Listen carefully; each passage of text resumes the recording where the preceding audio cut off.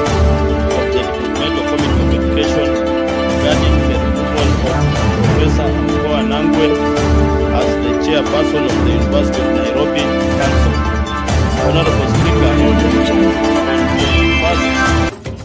2025, the Cabinet Secretary for Education revoked the appointment of Professor Mkoa Nangwe as the chairperson of the University of Nairobi Council. The revocation followed mounting pressure from the university's academic staff union, AUSU, who issued a 7-day ultimatum demanding his removal. Notably, the Vice Chancellor of the University of Nairobi expressed concern on the demands by AUSU, stating that all decisions made by the council underwent all lawful channels before implementation. Article 47 of the Constitution of Kenya, Honorable Speaker, provides that every person has the right to fair administrative action. Unfortunately, the revocation of the appointment of Professor Mkoa Nangwe appears to have been processed without granting him the opportunity to respond to the allegations. Honorable Speaker, it is against this background that I request for a statement from the chairperson of the Departmental Committee on Education on the following. Roman 1, the specific reason that led to the dismissal of Professor Mkoa Nangwe from his position as chairperson of the University of Nairobi Council. Roman 2, a report on the actions taken by the government to authenticate the claims raised by the university's academic staff union regarding alleged interference in internal operations in the University of Nairobi.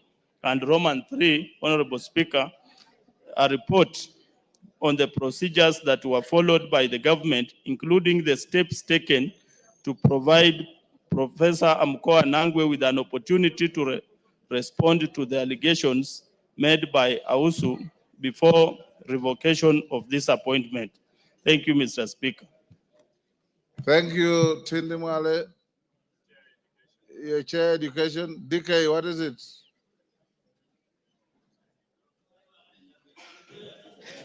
Thank you, Honorable Speaker. I think Honorable Tindi Mwala has arose what on my statement of last year, which is yet to be responded, or now the chairman was mismanaging the university. And it was very well, and we are happy that finally at least the revocation has been done. So for him to allege that it is the WASU that started the whole thing, I think it is completely out of order. And I'm still waiting for that, for my statement. Thank you. DK, you are the one who is out of order. Meli.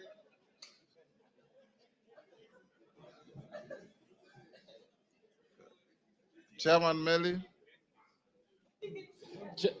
Thank you, Mr. Speaker. Mr. Speaker, the member also is completely out of order. That he raised his statement here, and we did respond as a Committee of Education, and we visited the University of Nairobi, and we found a number of issues. And order, Meli. He has requested for a statement. When do you bring the response? In 2 weeks' time. I'll bring the statement. To be ready. You can bring the response tomorrow. I'll bring the statement in 2 weeks' time on the issues that pertains to the sacking of the removal of the chairperson. Okay. Thank you so much. 2 weeks. Yeah. Good. Dr. Bukose, Chair Health.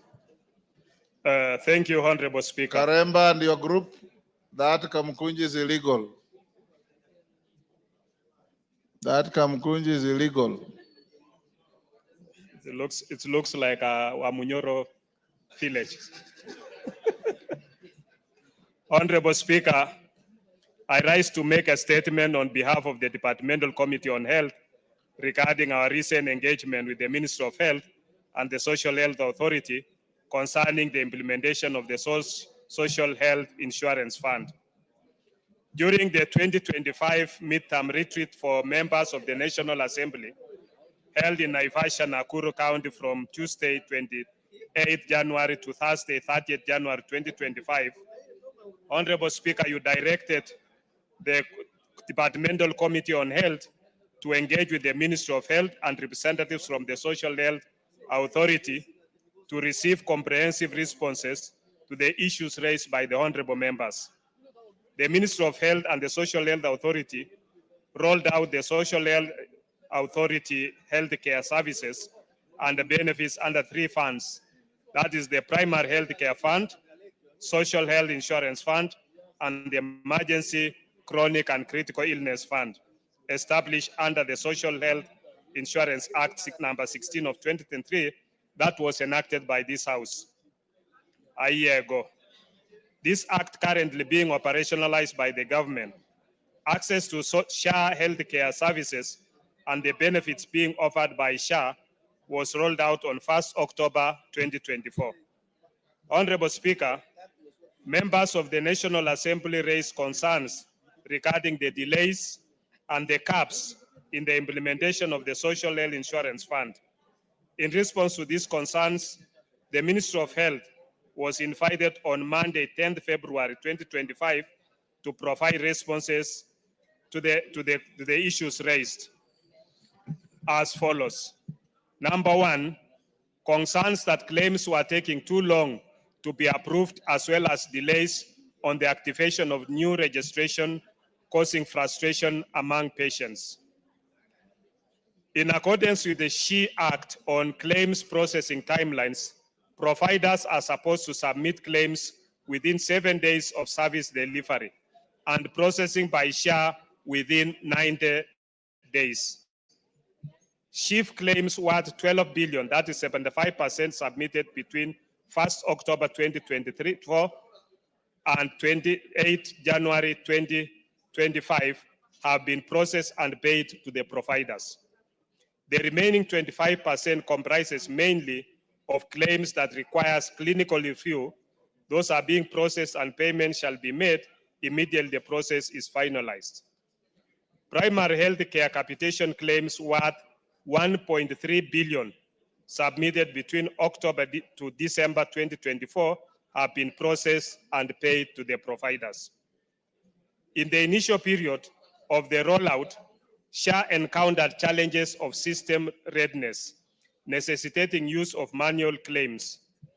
Further, there were non-harmonized bank details in the system, as well as delayed e-contracting, which are being addressed. In addition, the remaining claims that are awaiting filing of service delivery returns from facilities are undergoing reconciliation and payment process, which will be done immediately. In order to address these challenges, SHA has put in place measures to fast-track claims processing and payment, including enhanced automation to facilitate payment on a monthly basis.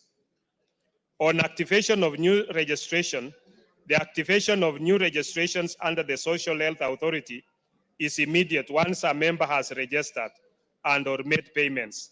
There is no waiting period for accessing services at SHA contracted healthcare facilities.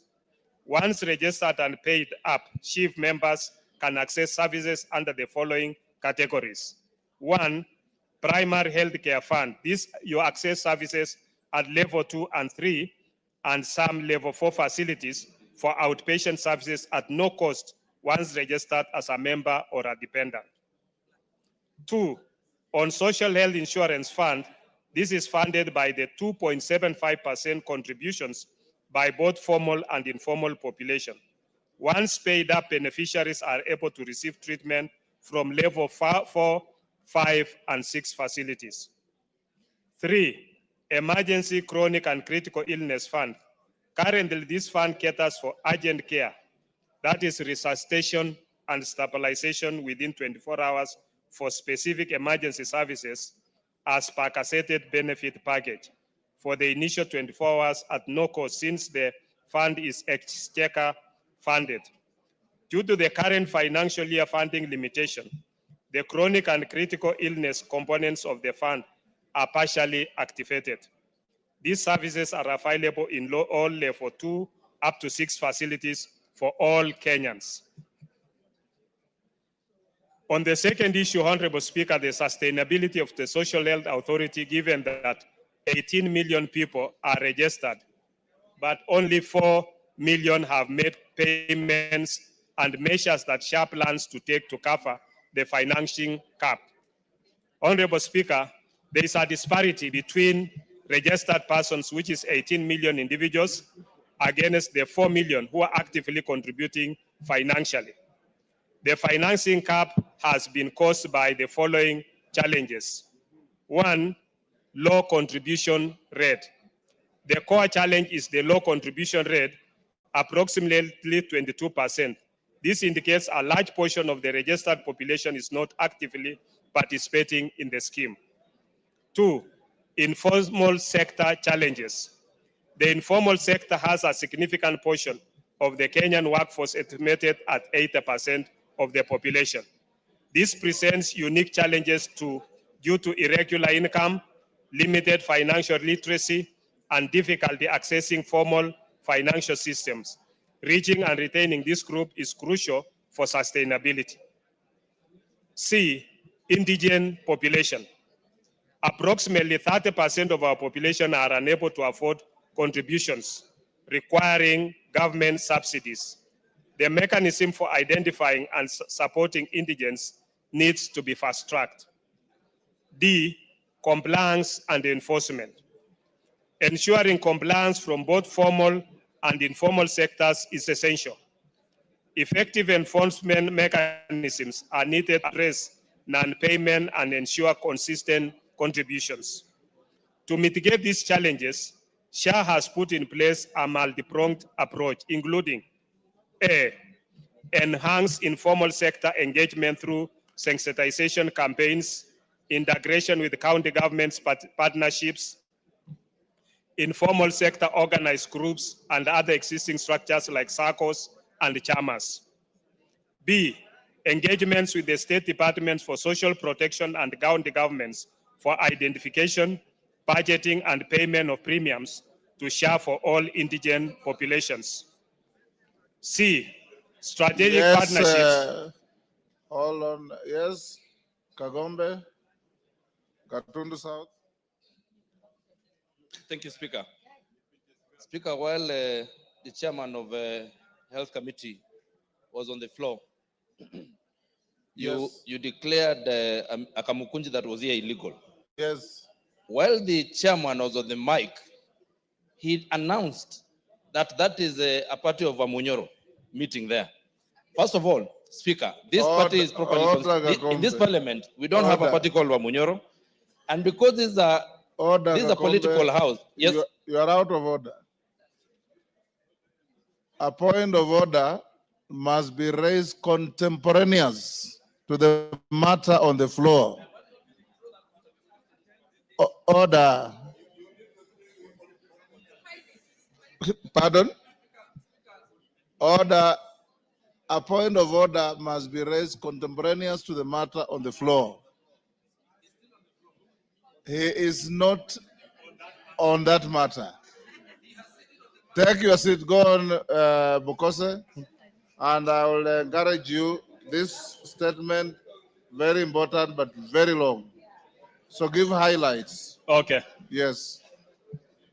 Give highlights. Honorable Speaker, on C, strategic partnerships through cooperation with cooperatives, microfinance institutions, the diaspora community, NGOs, and donor agencies for insurance premium financing products. D, formal sector enhancement. C, E, enhanced engagement with the Ministry of Health and the National Treasury for budgetary allocations for PHC Fund, ECCIF, and indigent premium for SHIF.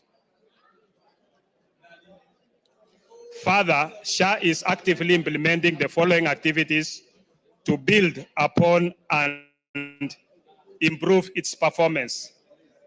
They are doing data-driven insights, incentive programs, payment systems, transparency and accountability, strengthening community engagement, and long-term financial planning, where they develop sustainable financial models that account for population growth, healthcare cost inflation, and economic fluctuations.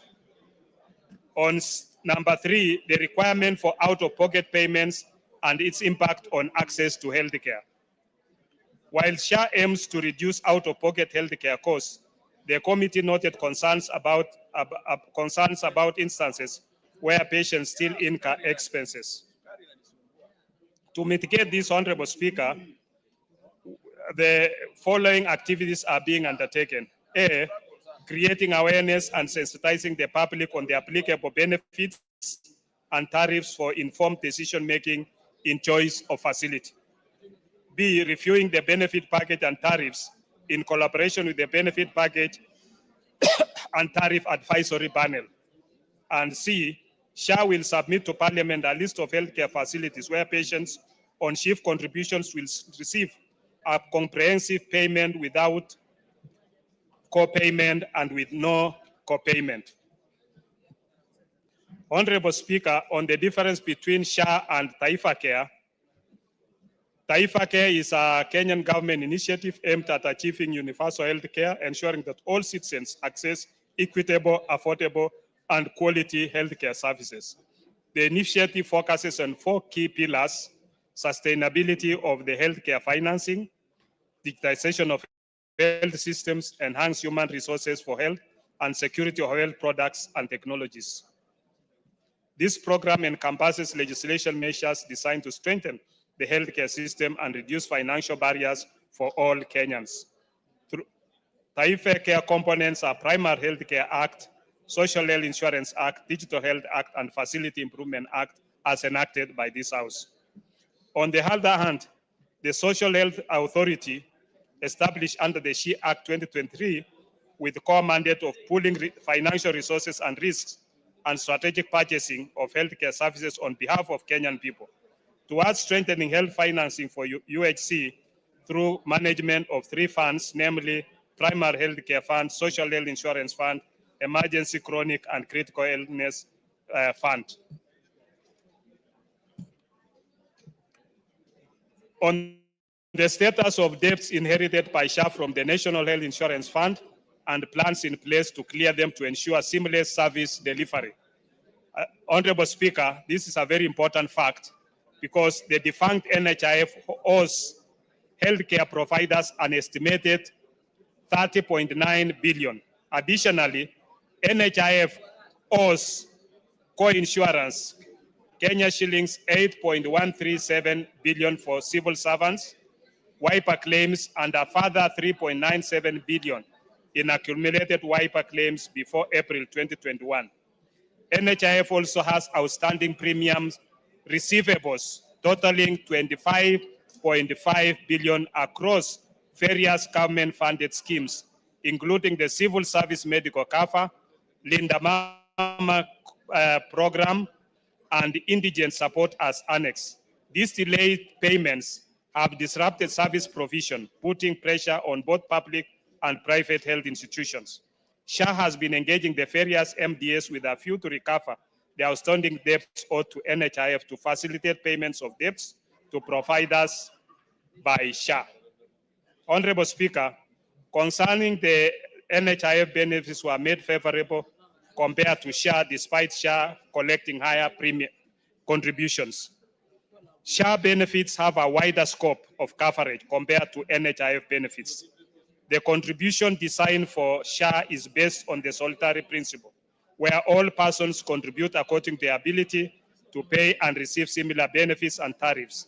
This is largely due to SHA's potential for larger pooled resources and risks, enabling broader coverage and enhanced access to healthcare services. The SHA benefits ensures access to full spectrum of healthcare services from prevention, promotion, curative, rehabilitative, and palliative care. Further, SHA benefits are equitable, affordable, and accessible to all Kenyans in line with Article 43 of the Constitution. A comparison between NHIF and SHA benefits, we have an annex which I'll be able to table here. On the status of staff and whether they will be absorbed by SHA, Honorable Speaker, despite paragraph 1 of the Chief Act, where the board of the Social Health Authority established under Section 4 of the Act shall competitively recruit and appoint staff under Section 17 of the Act, subject to the approved staff establishment and on such terms and conditions of service as may be determined by the board. Notwithstanding the provisions of this paragraph, the staff are eligible to apply for the positions advertised by the authority and may be considered for appointment where they are suitably qualified for the positions advertised. Despite provisions of paragraph 2 and 3, the authority review the qualifications of all the staff of the fund and shall, with appointment of the staff, give priority to the staff of the fund who are found to be suitably qualified for the positions in the approved staff establishment.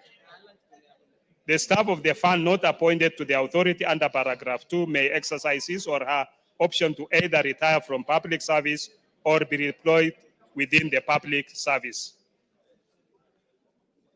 Currently, on the status of update on the NHIF staff transition, Honorable Speaker, the Share Board has since sought the advisory of both the Attorney General and the Public Service Commission on staff transition. On 21st November 2024, all 1,737 staff of the defunct NHIF were taken over by the Public Service Commission and subsequently deployed to SHA for a period of 6 months or until when SHA completes recruitment, whichever comes first. The SHA Board has since reviewed the HR instruments and submitted the same to PSC for approval. Suitability tests scheduled to commence before end of February 2025. On concerns that data captured by SHA is inadequate, frustrating patients seeking treatment, and measures being put in place to ensure data accuracy. Honorable Speaker, the data captured by SHA is adequate to ensure provision of service. However, there are challenges faced by patients and measures to address them are ongoing. Further, the authority noted that some Kenyans do not complete the registration process, especially those that only register through USSD, code *147# channel. This group of Kenyans have not gone through the means testing process that enables them to make payments under SHIF and are not eligible for SHIF services in level 4, 5, and 6. On the lack of medicine in hospitals where patients receive treatment but are not given prescribed medication, Honorable Speaker, the Ministry appreciates the challenges of health products and technologies, and KEMSA business model was disrupted in 2019-2022 to the impact of COVID-19 health products and technologies. The procurement of COVID-19 HPDs during 2019-2020 period significantly impaired the authority's cash flow. Additionally, the authority has been burdened by significant receivables amounting to more than 6 billion as detailed below. As such, the organization's sustainability model has been facing various challenges, including inadequate financing to procure HPDs with a funding cap of 5 billion. Debt repayments by among them being the county debts amounting to close to 3.5 billion, with more than 2.7 billion over 90 days old.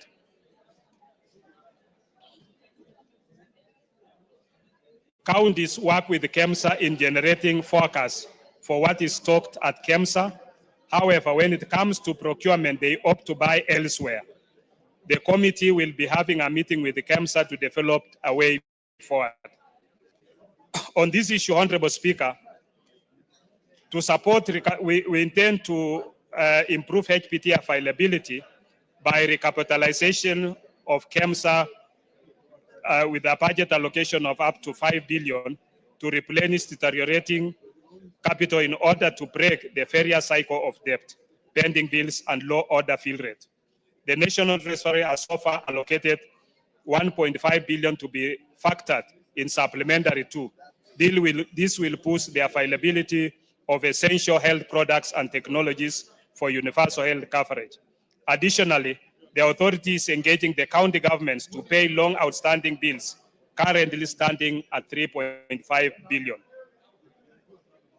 On a report on the public participation conducted before and after the rollout of SHA, Honorable Speaker, the Ministry has placed advertisements on print media on 28 November 2023, and the regulations were also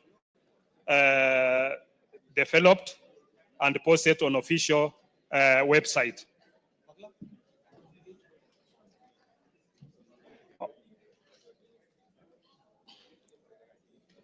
The analysis of the views and submissions expressed during the consultations and engagements indicated that the principal regulations, particularly the benefits package in the principal regulations, amended regulations, and tariffs for health services will facilitate realization of universal health coverage in the country. A clear framework has been provided in principal regulations for the review of both the tariffs for healthcare services and benefits packages offered by the Social Health Authority under the Primary Healthcare Fund, the Social Health Insurance Fund, and the Emergency Chronic and Critical Illness Fund.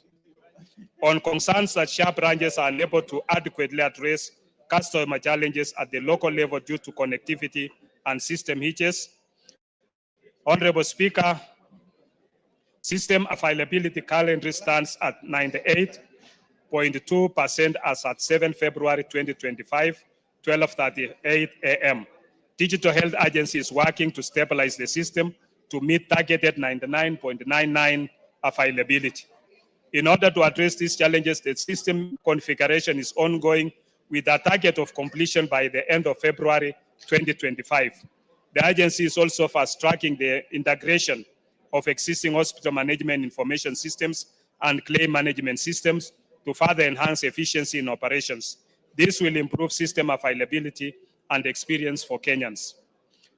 Concerns regarding poor public communication by SHA, Honorable Speaker, SHA is employing the following strategies: collaboration and partnership with other MDAs in carrying out public education and awareness, enhanced use of soft as opposed to hard information education and communication materials, leveraging on SHA branches network and Huduma centers for service delivery, partnership and support from development partners, working closely with grassroots leaders, including NGAOs for enhanced communication, awareness and registration, and use of alternative media, including social media, to reach a wide spectrum of the population. On inadequate service delivery under SHA, Honorable Speaker, the SHA benefits package and tariffs, I'll be able to table them on this, and members can be able to go through it. On strategies that the ministry is implementing to ensure disadvantaged groups are fully covered under SHA, Honorable Speaker, identification of the indigent population through proximity testing as required by SHA Regulation 19 is ongoing, Honorable Speaker. And the government budget allocation for indigent will also be a boost to be able to make sure that indigent population are well taken care of. On coverage for pregnant mothers and teenage pregnancies, this is under Linda Mama program, which is still ongoing, that ensures pregnant mothers, including teenage mothers, receive full health coverage. This is effected upon first contact at the facility. Mothers who are due for delivery and have not paid the SHA premiums, the Linda Mama program automatically identifies and pays their annual premiums, covering the entire household. Currently, the State Department for Medical Services is responsible for payments of the premiums. Honorable Speaker, on concerns that despite the high premiums, patients in need of services are being turned away by hospitals. Several issues have been identified where members, despite having made payments, are deemed ineligible as healthcare providers. These include incomplete payment records in the SHA database, absence of corresponding payment reference numbers, payments made via real-time cross settlements and RDGs, and electronic funds transfer EFT methods sometimes lack corresponding PRNs. This omission prevents the automatic updating of individual member amounts, leading to service ineligibility. On payment variances, Honorable Speaker, discrepancies between PRN amounts and PANG payments. When the amount indicated on a PRN differs from the actual amount paid, the system cannot auto-update the member's amount. This scenario necessitates manual intervention. Employers are required to upload detailed payment information, including employees' names and corresponding amounts, into the SHA system before remitting the payments.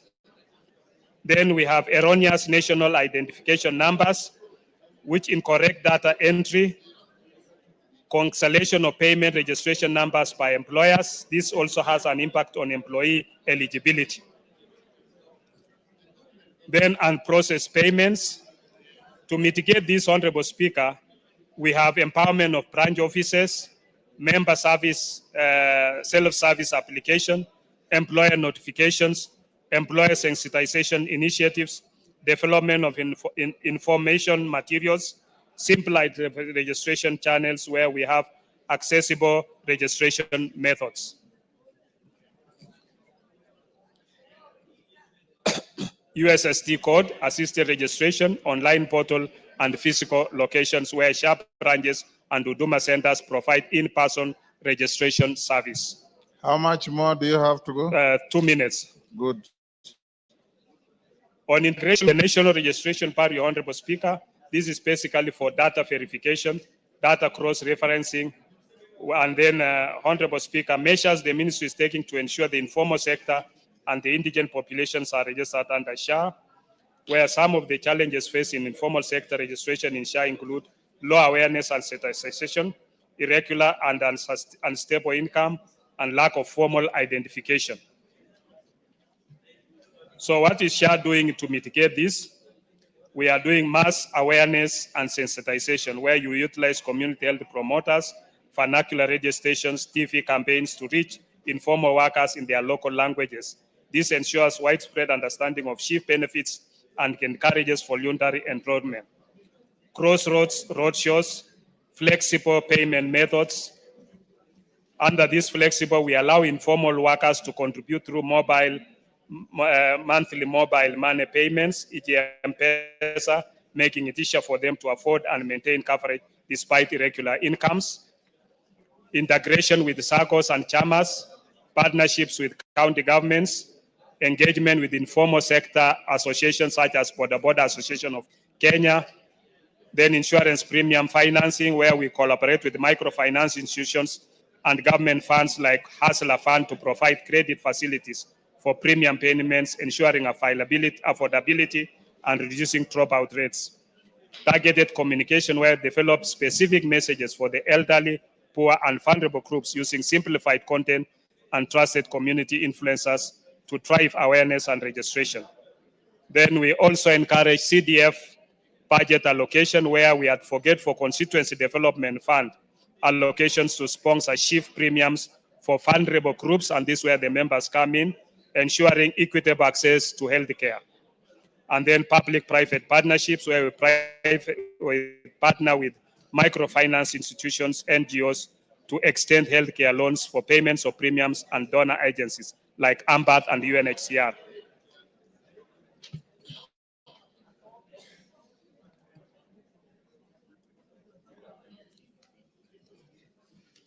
Honorable Speaker, the committee has also made our own recommendations, where we shall be engaging MOH and SHA in a retreat to look at the debts that are owed to the defunct NHIF, and we'll also engage them further as most of the issues, such as the mean testing tool used in the informal sector, needs to be looked at to improve its reliability and accuracy through field visits and not online.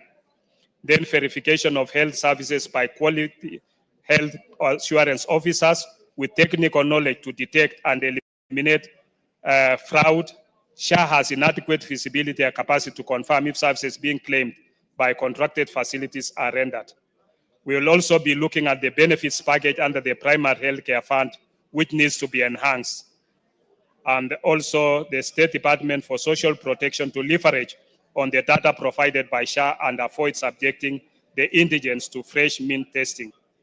Honorable Speaker, the Public Service Commission has approved a staff establishment of 815 for SHA, and therefore the SHA board should follow the law as per the SHA Act 2023 transition clause in its recruitment of the staff. All former NHIF who will not be employed under SHA will be deployed within the Public Service Commission or exercise the right to retire under the Act. Honorable Speaker, thank you. I submit. Thank you, Honorable Bukose, for that comprehensive statement. Yes, Chepalungu.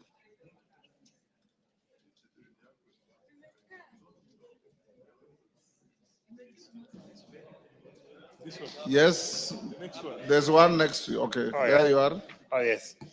Thank you, Speaker. While we appreciate the efforts that our chair health has taken to give us that statement, and equally, while we appreciate what SHA has done, SHA has a very successful story, and particularly to one of my relatives, my aunt, who got injured, and 200,000 was required. We paid SHA, and in full, SHA paid all the hospital bills. And while we say the same, Honorable Speaker, there are situations that at times we wonder, some hospitals, or is it the SHA itself? Because there's a case of one of my residents, someone called Wilson Keter, who went to Karen Hospital for heart surgery, and on request for approval, out of 1.3 million that was required, only 78,000 was paid to this particular patient. And we, as members of parliament, when we go to these particular families, they give us such questions. And in so, Mr. Speaker, I only wanted to comment on that and to seek further clarification on why in some particular situations, SHA pays the whole amount, and in some situations, like a case of Wilson Keter, who comes from Lelechonic Village, whom I attended this fundraising last week, SHA only paid 78,000 out of 1.3 million that was required for him to undergo heart surgery. Thank you, Honorable Speaker. Thank you, Mulemba.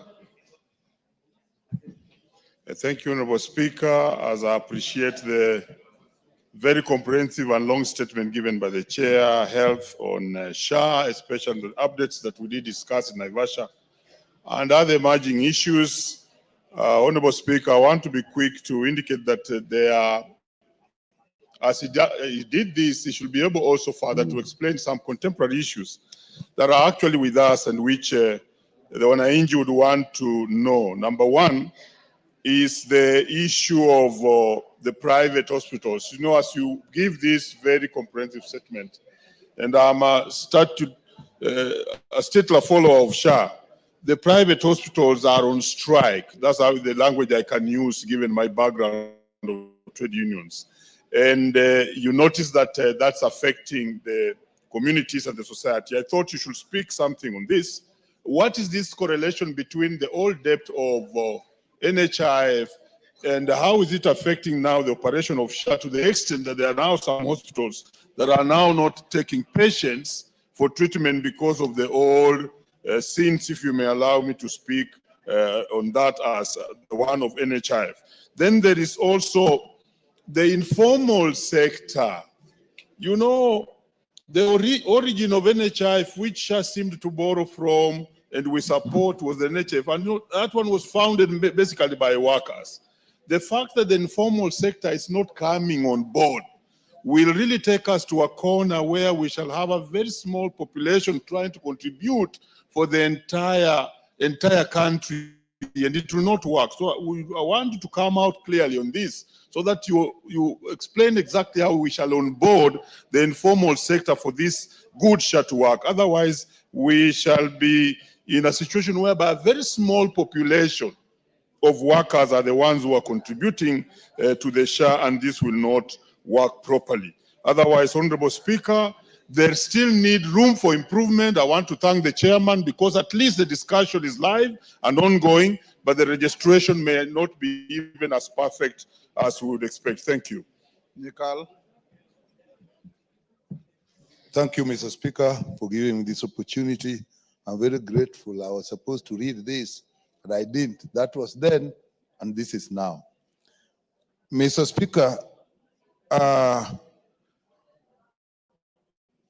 the report is actually, I support it, as read by our chair. It is basically an interaction between the ministry and SHA management and the committee, and the contents are actually correct. And it is mainly the effort of the ministry and SHA are making, which, as we know, have not resulted in the results that we all expected, and hence the outcry that we have. However, if you look at those efforts, the efforts actually look fairly reasonable and if implemented, should actually be able to get us where we are. Now, what our committee has recommended is actually on the observations of those reports and what needs to be done to make those efforts yield better results. But of our recommendations, Mr. Speaker, the most important one is actually the retreat and the meeting that we are planning with the ministry and SHA management. Because, Mr. Speaker, the main problem that we have really noticed in all this is the management of change. It is the management of change which is a problem. The concepts may have a little problem, but not that much. And if you look at these areas of change, it's the liability and the assets that SHA took over from NHIF. And if you look at now, as it now, Mr. Speaker, the current problem we are having of hospitals actually closing up is related to the liability that SHA inherited from NHIF. So that is an area probably we should have looked at much better, because now, as we are very unhappy with SHA, ideally this is a transition issue, and it raises the question that what happened to the money that NHIF raised and what happens to the debts then? So you see, it is a change that we are dealing with. If you look at the area of registration, the registration for NHIF, Mr. Speaker, was straightforward. You registered as you paid. So every time you are registered, you are paid, and you could access the services. But what we have now, this registration has actually two components, two major components. You register, and if you pay, you are in SHA 2.7%. Then now you actually are liable to get, you can now get treatment under SHA, and things can be paid. But there's an element when you are registering and you have not paid, but you are still entitled to services at level 2 and level 3, for which we actually have to pay money. And what is happening is that even the little money that the government has put in has not been used because of structures that need to be put in place. So again, it is an issue of where things can work and are not working. The other one is the approval of services that people need and the payment system. The honorable member has just said in one case, the full payment was done. In another case, a very small portion of the payment was done. Again, it is because of you are dealing with two systems. One, if you are level 2 and 3, one, if you are in level 4, where you are in full SHA, and then also the benefit packages that are put in place, and depending in the hospital where you go. In some hospital, you will need co-payment or co-insurance. Again, these are things that they are actually in this system, but they have not come out well. The other area, Mr. Speaker, is the issue of human resource. To transit the human resource from SHA to NHIF, and as you can see, the numbers are so different, but all those people are there, although they are now all there as employees of the Public Service Commission, who are now seconded to SHA, but these are not people who can work wholeheartedly, because only 800 out of the 1,700 are going to remain there, and nobody as of now knows who will remain. So we don't expect these people to work. So again, that is a system that we are dealing with. So Mr. Speaker, why I say this meeting is important, we as a committee then will have to look at this in fair amount of details in a more sober manner. And Mr. Speaker, let me say that in some areas, we may even have to look at the law. We did it very fast, it was desirable. But should we find that there is need for us to look at the law, we must be brave enough to look at it. Issues of capping, people have talked at, if you're paying 2.7%, depending on your income, some will pay as much as 30,000, some are paying. So when is the capping? So that is important. It's also, if you look at the area of informal pay, of informal people in informal employment and indigents.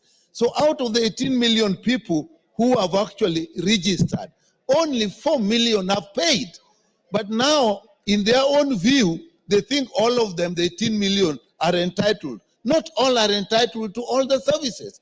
And again, that is issue of communication, as my chairs have said. And therefore, that needs to be sorted out. And we haven't put in place properly the two groups that are remaining, the people in informal employment and the indigents for whom the government will have to pay. So the only people who are now clearly paying are employed people. So it's a huge population for now, just depending on a very small contribution. Mr. Speaker, these are things that actually be handled. We wanted to move fast. There's nothing wrong with the desire to move fast. And therefore, when we go to this, retreat, we should come back with recommendations, even if it means we retrace our path, we get some amendments we brought here quickly, let that be so. But Mr. Speaker, as of now, the population is not satisfied, but I think something can be done. Thank you. Thank you, Wangari. Thank you, Mr. Speaker. And I also want to laud the chair because I remember in Naivasha, and thank you because you allowed us to have a very serious engagement in Naivasha. And that session is what necessitated this statement and the engagement we have seen. Mr. Speaker, I think Honorable Nyikal has raised most of the issues, but where I want to plug in is the need for intergovernmental relations to be put in place, because you find that the levels that we are supposed to get services, level 2, level 3, level 4 hospitals are run by county governments. Then you find there is a level 6 hospital, like a referral hospital, say in Kenyatta. For someone in Nairobi, they would prefer to go to Kenyatta to get the first service, and yet they should get it at a level 2, but they know that level 2 or level 3, they will not get a doctor or they will not get medicine. So, Mr. Speaker, I think even going forward, the ministry, even if they engage with SHA in the ministry, they must loop in the Council of Governors or the CECs at the county level, because these are the people who interact with these things every day, Mr. Speaker. That way, then we can be able to salvage what the issues that are not working, like Honorable Nyikal says, what should work and is not working. So I hope, Mr. Speaker, that in the next engagement, the county governments are given an opportunity.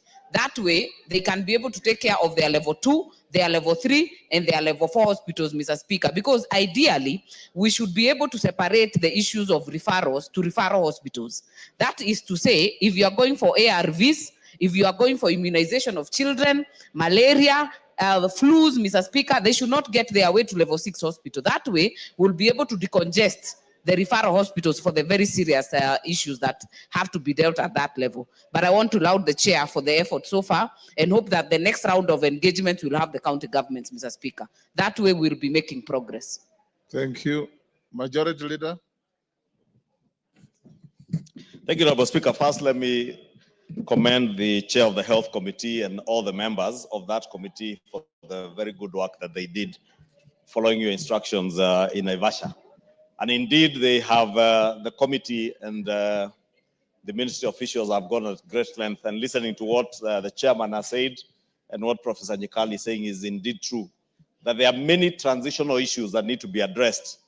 But we can only encourage the management of SHA and the ministry officials to make sure that those transitional issues are sorted out and people are well informed ahead of time on the things they need to do, Honorable Speaker. Because if there's anything that has suffered from the negativity that we have experienced in the country, is SHA. And unfortunately, Honorable Speaker, as you have severally said in other fora, it's sad that even for us in the political class, we have contributed to that negativity and misinformation. Because it becomes very sad, Honorable Speaker, when you see a member of parliament stand up in public because they think what they will say to the public is politically expedient and popular in the public, and say things that they do not know whether this is Sha, She, or She, Sha, She, She, or Shu. Yet, what they are calling Sha, She, She, or Shu, Honorable Speaker, as a member of parliament, whether you sit in this house or the other house, because these laws, the 4 laws that we passed, were passed by members of parliament in both houses, Honorable Speaker. And there is not a single provision in those 4 laws that was not considered by this house and the other house and adopted. Therefore, it's very embarrassing, Honorable Speaker, when you hear a member of parliament saying, Sha, She, She, or Shu, Yet you are part and parcel of the enactment of those laws. Honorable Speaker, leadership calls for what you have heard Honorable Nyikal say here, that there are issues, and what the chairman is saying. There are issues that the ministry and the SHA management ought to be addressing.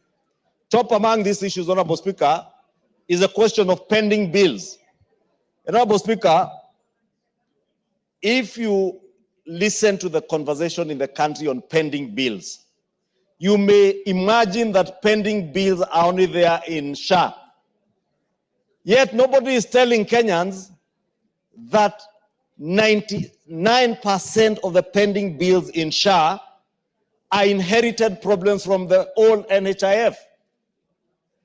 Two, Honorable Speaker, nobody is telling Kenyans that out of the 19 billion that was inherited from NHIF, the defunct NHIF, by January, 9 billion shillings had been paid, and the pending 10 billion shillings are bills that are undergoing verification.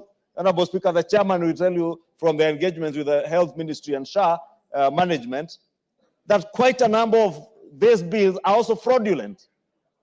But you know, Honorable Speaker, because corruption fights back, and when corruption begins to fight back, they are so vicious that their lies, their propaganda takes center stage ahead of the truth and factual information. And that's why I'm saying, Honorable Speaker, if there is anything the Health Committee can do for us, even as you consider the Supplementary Appropriations Bill, is to ensure that the SHA management has adequate resources to make sure that proper information is going out to the public, Honorable Speaker.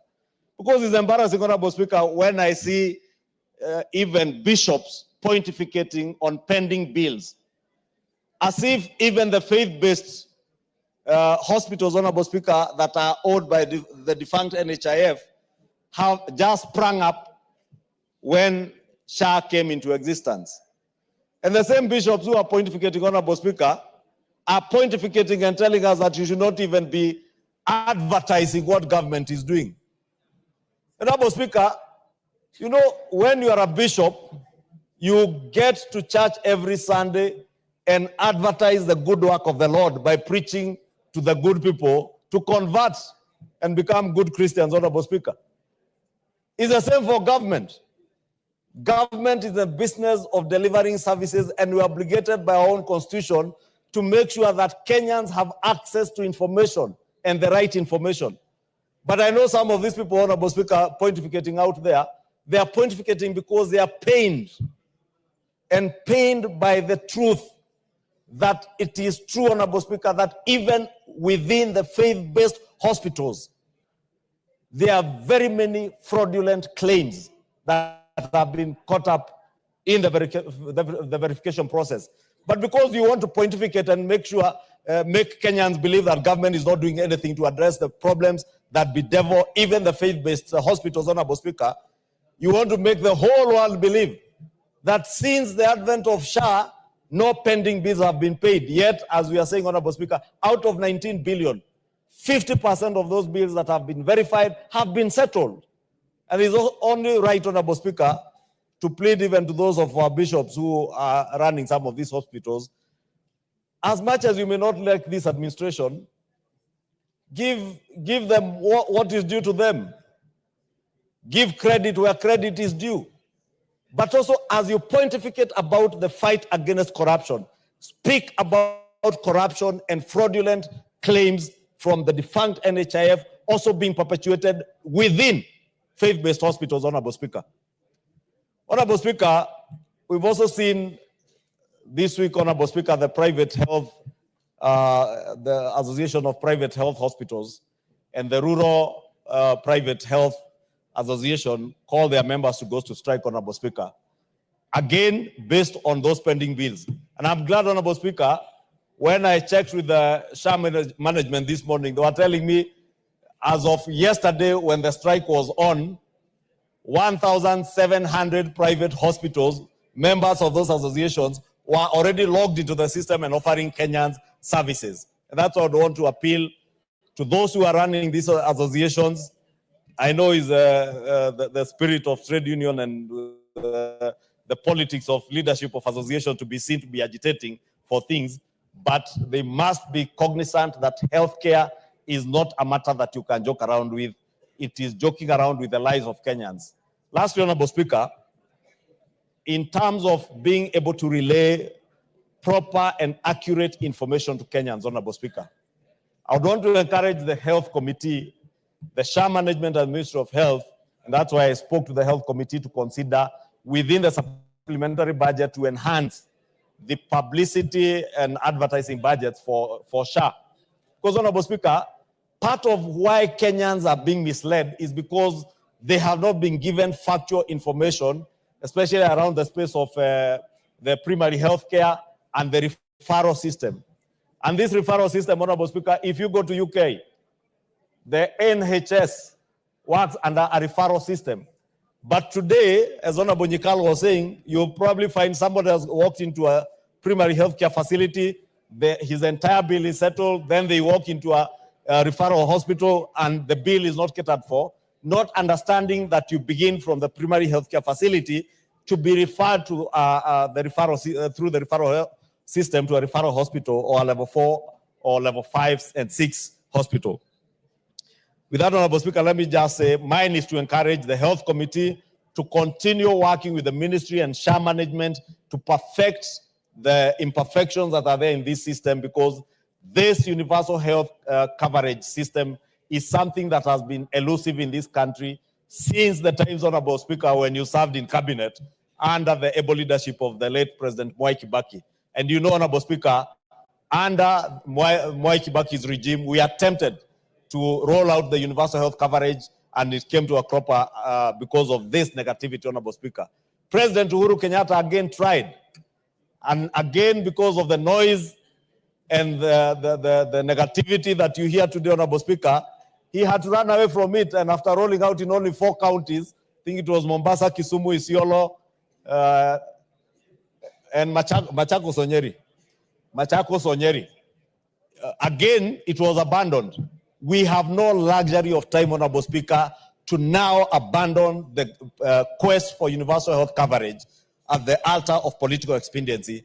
And we must encourage President William Ruto, the SHA management, Minister in charge of health, and our own health committee to help the ministry and SHA midwife this process with courage, knowing that what they are doing is right, and right for Kenyans and right for this country. Because at the end of the day, when you are assured of universal health coverage, every other Kenyan will live a peaceable, healthy, and productive life, Honorable Speaker.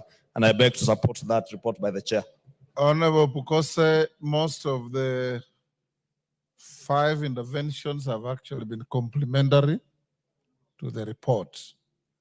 What you need to do is remain engaged, keep having meetings with the management of SHA, with the ministry, and continue from time to time to bring appraisal reports to the House, whether requested or not, to keep the House and the country informed on the progress. I've read the report.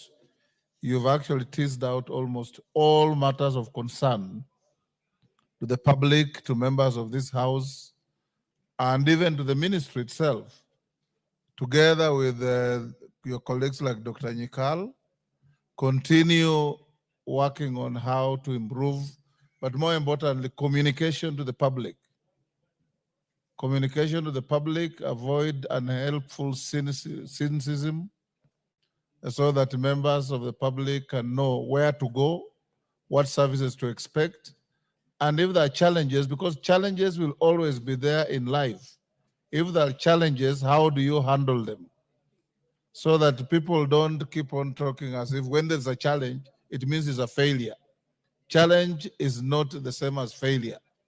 Where there are challenges, deal with them.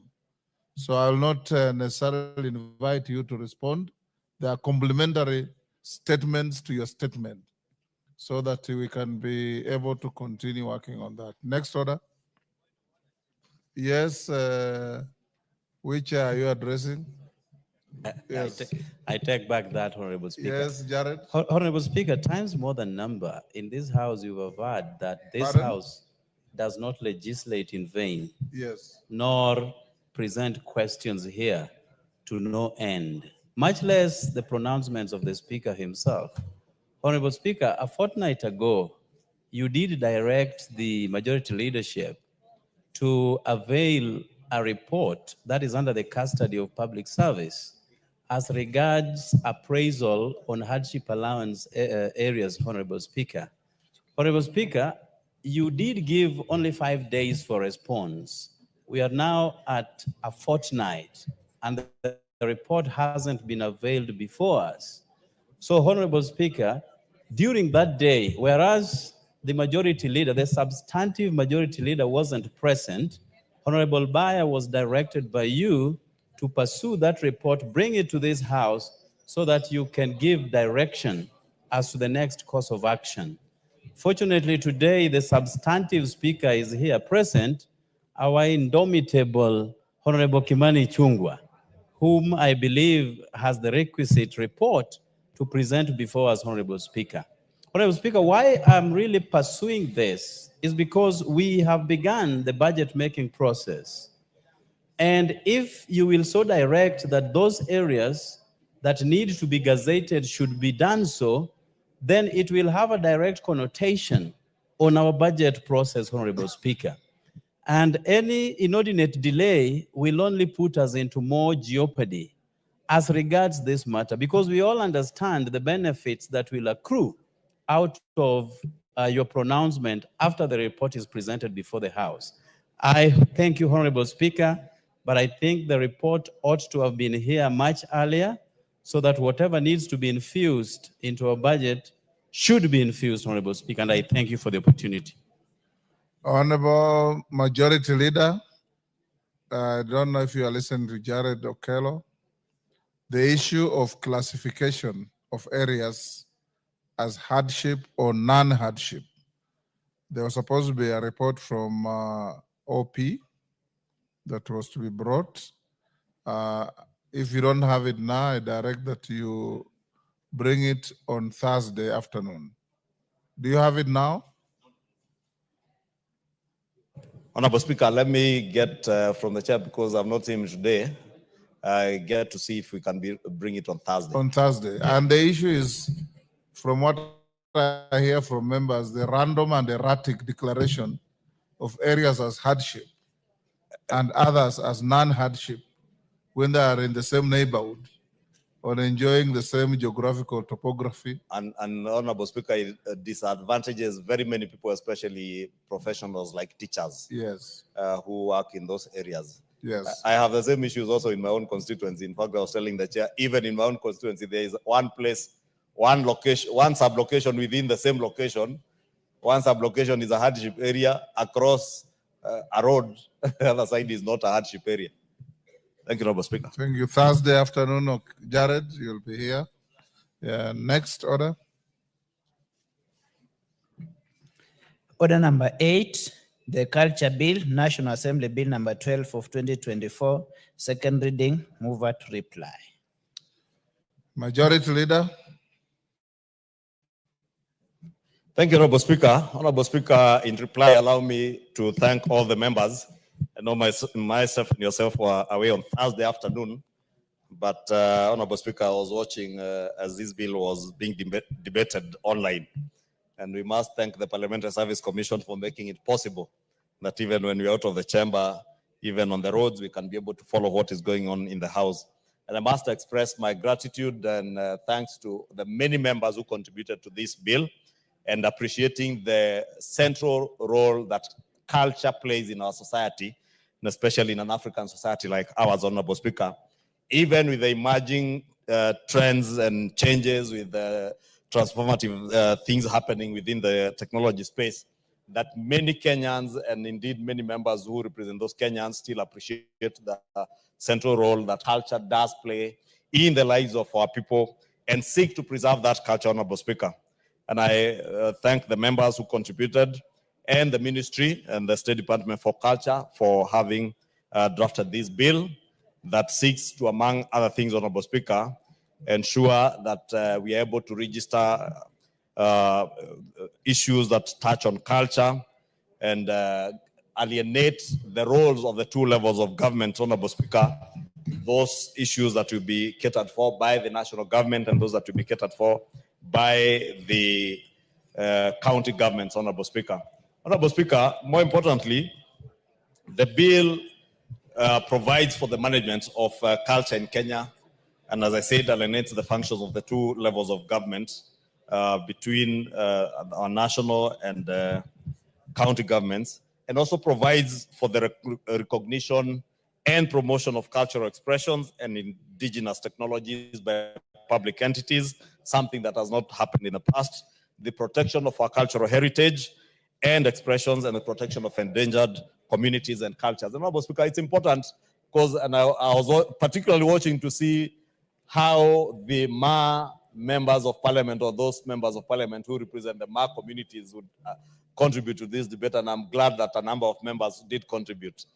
Because if there is a culture that has been abused over the years, is the Ma culture, Honorable Speaker, and I can see the Honorable Lenguris, because I know she's been very passionate on protecting the Samburu cultural practices, Honorable Speaker.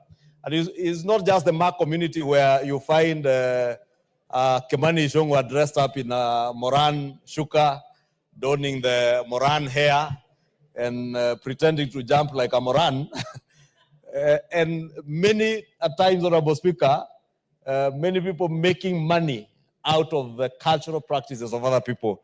This bill now provides for a mechanism. Majority Leader, you may be interested to know, we went to London. Yes. And I think Alechei was in that delegation for the 75th anniversary of the Commonwealth. And some very stocky Nigerians were brought and introduced as Maasai dancers. To pretend to be Maasais distorting Kenya's culture. So you should call upon our missions also to know who represents our culture out there. Precisely, Honorable Speaker, and you have narrated that story to us in another forum, I think in the House Business Committee. And it's indeed true. One of the most abused cultural practices of the Kenyan people is a Maasai culture. And it's true, Honorable Speaker, you can imagine now in London, Nigerians pretending to be Maasais. Therefore, it's important even to have these cultures and certain cultural practices registered and known who are the property owners. To make it worse, they're paid for it. Yes. For the pretense. So that when you register your cultural practices, for instance, the Ma community registering their Maasai dances and their cultural practices, if anybody used to use that cultural property, they have to pay you for it. Otherwise, Honorable Speaker, you've seen even things like the Kikoi, Honorable Speaker, that was being done largely by Kenyans and a bit of Tanzanians, Honorable Speaker. The brand and the property rights for that Kikoi is with foreigners, Honorable Speaker, today. I'm told, Honorable Speaker, is an American who patented the Kikoi. Yes. And even by its very name, Kikoi is a Swahili name. And this is part of the losses that we've been making, Honorable Speaker. We must also protect our culture from abuse by ourselves. Politicians, Honorable Speaker. You know, Honorable Speaker, we have seen politicians also abusing our own cultural practices for the sake of politics. Therefore, Honorable Speaker, when at times you see people trying to mobilize people, largely on the basis of their ethnicity, but hiding behind culture, Honorable Speaker, we must be in a position where both the county and national governments are able to protect cultural practices from abuse by politicians, Honorable Speaker. You've also seen other leaders or people who pretend to be leaders. Recently, Honorable Speaker, you saw the governor for Nyeri. You know, Honorable Speaker, when a governor insults an entire community, and again, unfortunately, it's a Ma community that was being insulted, that they don't I don't know whether it's underwear or even trousers. But you wonder when that governor discovered that Maasai males do not wear underwear, what was he doing, Honorable Speaker, you wonder?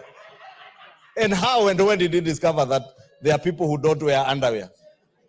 And it's so embarrassing, Honorable Speaker, that that can come from the mouth of someone who purports to be a leader. I know he has pretended to go and apologize to the Ma community, but, you know, Honorable Speaker, they say birds of a feather flock together. You will understand why that Governor for Nyeri would use such derogatory language against an entire community and a very culturally rich community of the Maasai and the greater Ma community, including the Samburus and the Rendiles, Honorable Speaker. And I want to encourage the Ma nation to continue preserving their cultural practices as they have done, and indeed all other communities in our country and in Africa at large, so that we do not allow our people and more so our young people to lose the values that we were raised up with, Honorable Speaker, because we are able to be taught our ways of life and not adopt the Western ways of life. Let us adopt the cultural, the technological changes that we will get from the West, but maintain our cultural practices, Honorable Speaker.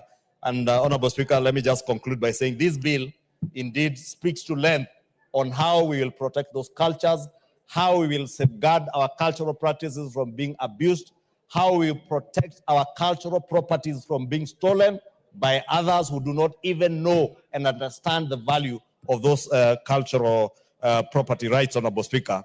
And I believe with the enactment of this bill, it will go a long way to protect ourselves as a nation and indeed as proud African people, Honorable Speaker. With those many remarks, I beg to reply, thank all the members who contributed up to very late in the evening on Thursday on this bill, and encourage them, those who did express the need to bring in amendments, when we take it to the committee of the whole very soon, Honorable Speaker. And with that, I beg to reply. Thank you. Members on their feet, take your seats. Thank you, honorable members. I'll now put the question at order number 8, which is the Cultural Bill, National Assembly Bill number 12 of 2024. Be now read a second time. As many as of that opinion say aye. Will those of the contrary opinion say nay? The ayes have it. A bill for an act of parliament to give effect to Article 11(3)(a) of the Constitution to provide for the protection and promotion of culture and the cultural heritage of communities and for connected purposes. Order number 9. Hold that before order number 9.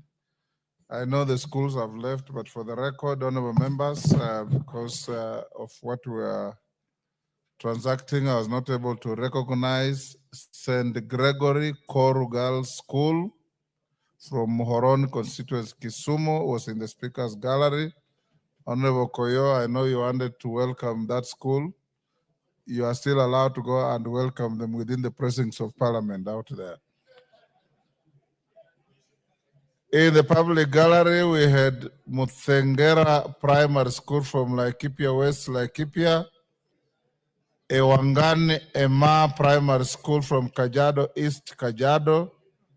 And Ndiaini Girls High School from Kurueini, Nyeri.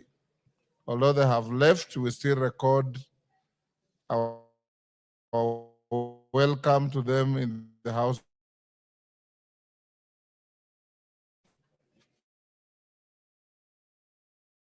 The Equalization Fund Administration Bill, set 22nd reading. Member is in the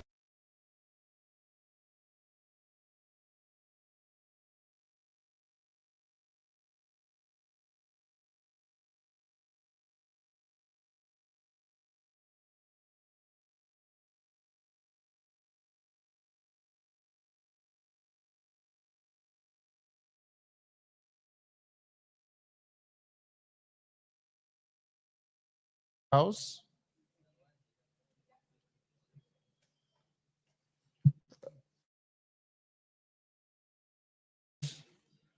Samuel Atandi, are you on the screen for this? No. Kuria Kimani, are you on the screen for this? Robert, you already spoke. Get yourself. Ferdinand Wanyonyi, are you on the screen for Equalization Fund Bill?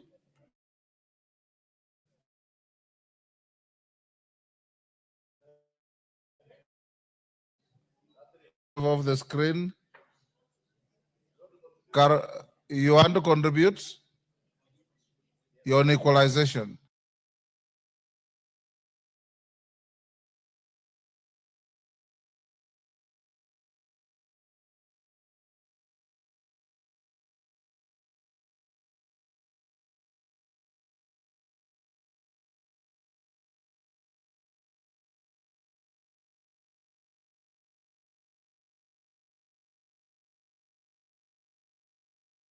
Go ahead.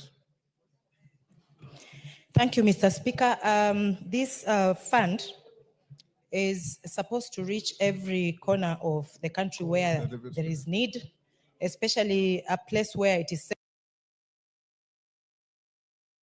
semi-arid and arid, and places that receive floods. They deserve a lot of keenness to be supported all the time, because everybody here was born in a place. And if you were born in eastern, northeastern, northern part of Kenya, or Budalangi, or the semi-arids in Kenya, you did not apply for God to get you there. So all the places that deserve to get attention should be well funded adequately, yearly, with an intention to make that area attractive that we visit in Middle East. Otherwise, I don't think there's anybody who would love to be described as poor, severely poor, and always needy anywhere in this world. People have their own dignities out there, even if they lack now. If their situation or standards of living is improved, then they will also just not be waiting to be helped or be called or described as beggars.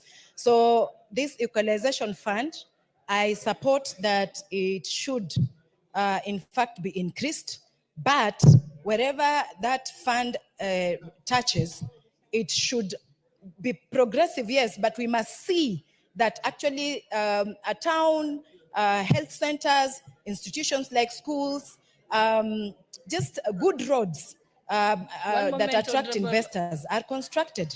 Many investors are not attracted to places where there is a poor infrastructure, and also where even getting a health facility that has real medicine is missing. So we need to make these places more attractive, better. Hold on a minute. Hold on a minute. There's a point of order, Honorable Basil.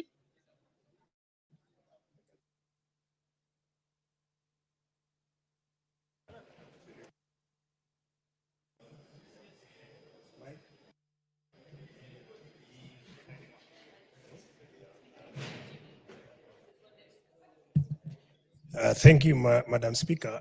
I do want to interrupt my sister, Honorable Omanyo, but after checking on how she's dressed today, Madam Speaker, I don't think Honorable Omanyo has dressed within the parliamentary requirements. So I think that is inappropriate dressing. Thank you.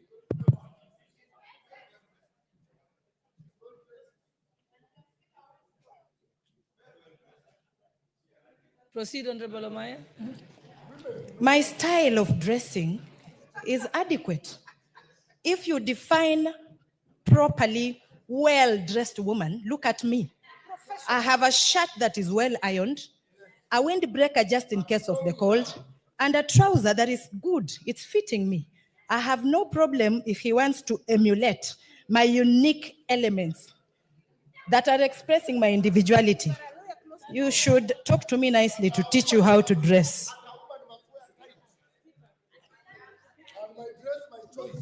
Yes, my dress, my choice.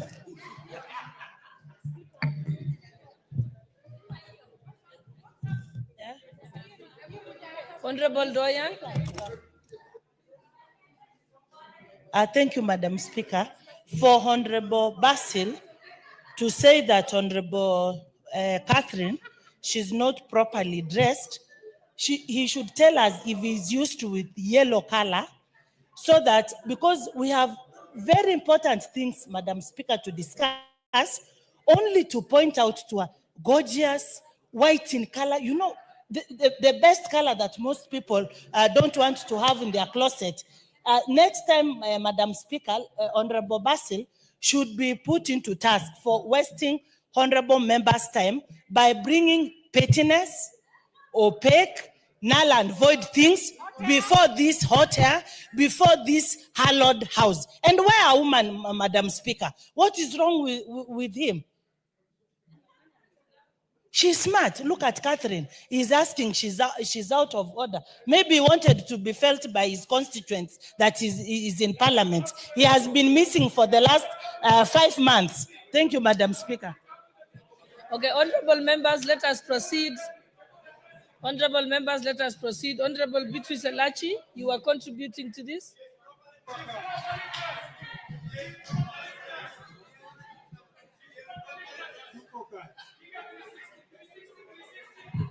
Thank you, Mr. Speaker. Madam Speaker. Order, honorable members, let us proceed. Thank you, Madam Speaker. And just to tell Basil, you know, you never tell a woman that she has not dressed well, unless you have admired something. Having said that, Madam Speaker, allow me to just go and support the Equalization Fund in terms of administration.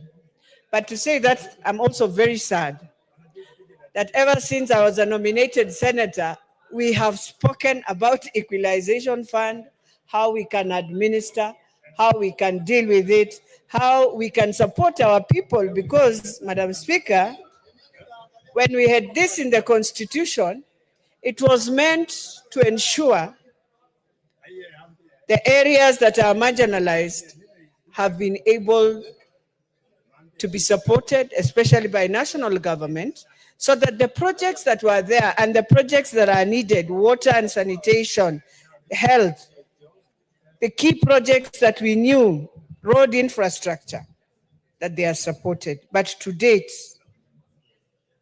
every term of each parliament that we've been in since 2013, Madam Speaker, we have come back to relook at the Equalization Fund. But I am hoping now this will be the last and we shall be able now to administer and to ensure. But the good thing is that now we broaden, because there are many areas that are marginalized, Madam Speaker. It's not that just the areas and the countries we thought so. But what government should do is to look at every project, especially projects that cut across a whole county and another. For example, the health facilities that we are looking at, that we can be able to see government now supporting and ensuring that these projects are done.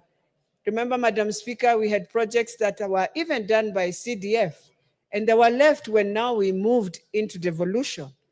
And they've just been hanging, and we've spent public resources on this. So I think it is important, even as we talk about it, Madam Speaker. And when I look at the Senate bill, the proposals they are bringing in, number one is to provide now a framework of administration and management. And the other is provide for completion of projects under policies developed by the Commission on Revenue Allocation under Article 216. That means that this board that they are also proposing is a board that should come in and look at the different projects. But I'm hoping the advisory board can go beyond, not just looking, but looking across the country, where we've had projects that have used public resources, and especially that were projects of national government and were 80 to 90% in completion, should be completed so that people are able to use. So, Madam Speaker, even as, again, the Senate proposes there is an officer of administering the fund, which shall open a separate account at the central bank. I think that is where now, again, if we are not careful, you find yourself with challenges.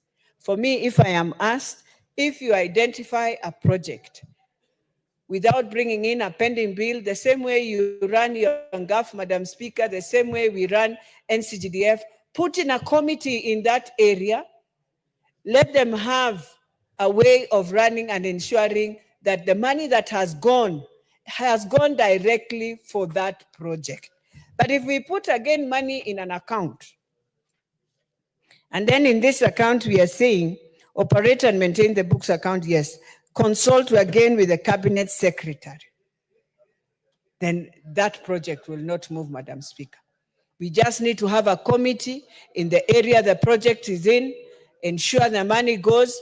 Who is the mandatory signature? That is where now they have to rethink through the whole process and ensure the person who is a mandatory signature is a person who will ensure monies go directly for completion of each project that has been identified under this equalization fund.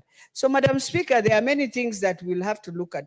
But the question then we should ask ourselves is that after all this, shall we be able now to see the equalization fund going to these counties? And are we able to just see that in a few years to come, we shall be able to identify and say project X, Y was funded with equalization, it is in completion, it is a model that you can see, and how is it now going to benefit the beneficiaries who are within those counties? So, Madam Speaker, the other thing we need to ask ourselves, even in that equalization fund, where we have electricity, is whether, for example, the last miles we are doing, since they are going through constituencies, do they really arrive into the counties and ensure that some of these projects are also being done in either way? But the report that comes in the House should now tell us, within this, the last mile was done and the constituencies in an area that we identified that qualified for an equalization fund are now with electricity through this process. Then it is important in that report to show the counties we identified have also benefited. And so that issue of electricity is taken off from the checklist. And now we concentrate now on water and sanitation, concentrate on roads. Even roads, if you identify in those counties we say are in need of equalization fund, then the purpose of having trunk roads that cut across either the counties or the constituencies, again, when we have finished and we have now ensured it's in completion, why can't we have a report coming into this parliament telling us, based on the areas we ensured that they are under the equalization fund, we have now qualified and we have ensured they have roads, they have electricity, so that even when we come to the completion that was put in the Constitution, Madam Speaker, we are able to say, under this, the counties that were marginalized, they have improved on this, and the livelihoods of their people have also improved. Madam Speaker, when you look at one thing that we need to ask also, what the Senate says, functions of the county, the technical committee. So the county technical committee shall be responsible for approving projects to be financed, which is very critical. But then they say not more than 2 public officers designated by the county executive committee member with technical expertise in the areas of the prioritized projects. And then they come and say not more than 2 public officers appointed by the cabinet secretary with technical expertise in the areas of the prioritized projects. So how I wish we had 2 from the county and 1 from the cabinet secretary, so that there's no duplication of this and this. At the county, yes, we need more. At the cabinet secretary, if he appoints 1, it will work better. And then they come and they say the chairpersons of the project identification and implementation committees with the sub-county and the secretary of the constituency development fund. It's a good technical committee, but then I will be wondering, the secretary of the constituency development fund, So each of them, and for this committee, because it has quite a huge number, to work properly, there is need of their roles to be really in the regulations, maybe, Madam Speaker, their roles to be clear so that they don't find themselves back and forth, and a lot of politics being played around in the same projects. We also have the board shall in every eligible county establish a project identification and implementation committee comprising of the assistant sub-county commissioner, who shall be the chairperson, the village administrators of the areas defined by the commission as marginalized, representative of women, youth, and persons with disability. So you find that the Equalization Fund has so many committees for it even to just deliver what is needed. So sometimes when you have such committees, just having that agreements to move is what will now again hinder the implementation of this. So Madam Speaker, while I support, I think there is need also to just look at it and ask ourselves whether we really want this fund to function. With those few remarks, Madam Speaker, I beg to support.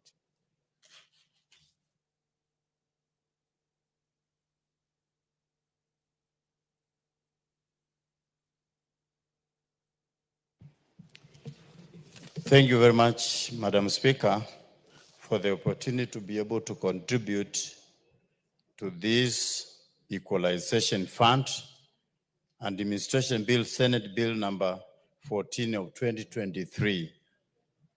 I want to say that this bill was passed by Senate about a year and a half ago, precisely 16 months ago, and it was awaiting for this House to be able to be debated and considered so that it can be enacted and passed into law.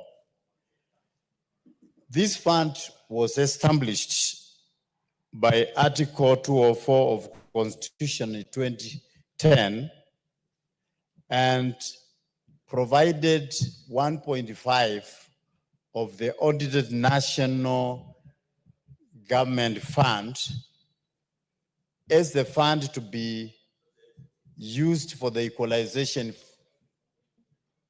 purposes. This fund is a fund that was an equalizer, as the name is written, equalization. And this was supposed to address the areas that were marginalized by historical, let's say, injustice that were there before and they were not being considered, and therefore they were marginalized. Some areas did not have even hospitals. Some areas did not have even little facilities like health centers. But this was an equalizer that water can be available and the roads can be available to those areas. And so the purpose was very good purpose, because for the country to be able to be governed equally so that everybody feels that I belong to this country. When I was growing up, or sometimes back, I used to hear that some people used to say, when you go to Kenya, greet them. Meaning, they did not see any development that was being done as the other parts of the country. So they were saying, when you reach Kenya, just greet them and they say we are still around. I don't want to mention the areas, but we used to hear that in our area. So those are the areas that needed to be developed so that they can catch up with the others. And I'm sure we have seen a lot of developments in some of the marginalized areas, and the things have turned to be better because of this fund. The only undoing of this fund is the exchequer's delays. whereby the exchequer delays until another cycle of budgeting is realized. But the beauty of it is that the money does not go back to the exchequer. It does not go to treasury. It is retained the way NGCDF is retained. Once the NGCDF money is sent to the board, it does not go back. And this was crafted to be the same, to be administered the same. I must say that in my constituency, 23-24, we were given equalization fund of 13.5 million. And an hospital and a borehole in different places were earmarked for installations and implementation. And even up to now, the fund has never been sent to the count to be able to be channeled to my constituency. So there is a lot of delays whereby an amendment needs to be done so that this money, because it is mainly for some marginalized areas, like my constituency is the only constituency in Machakos County which receives equalization fund, can benefit from it. But the money has never come up to now. And even this year, the money has already been put again. But the 23-24 has never been wired to our area. So what am I saying? I'm saying if the money can be wired to the account of NGCDF through the board, if we can do an amendment, because that is a straightforward fund whereby it is managed by the fund account manager, and then the projects are identified the same way we normally identify our projects, then that can be an easy way of implementation. But if it passes through the county government, the county commissioner, then the money gets lost there. You never know whether it will be able to be administered. So we shall keep on talking about this, but a further amendment is required on how the money should be channeled and where it should be channeled, so that the areas that the monies are budgeted for are not disadvantaged for a cycle for a full year without the implementation of that amount. The equalization fund can be a good equalizer in some areas. There are some areas I've been, when we have been going through the inspection through the NGCDF, and you find that those areas are properly marginalized. And yet, even the equalization fund is not being administered in those areas. So it should be done in a better way. The mapping should be done again, because there are some other people who have already even mapped their areas for equalization, which were not there before. So it has been abused somehow.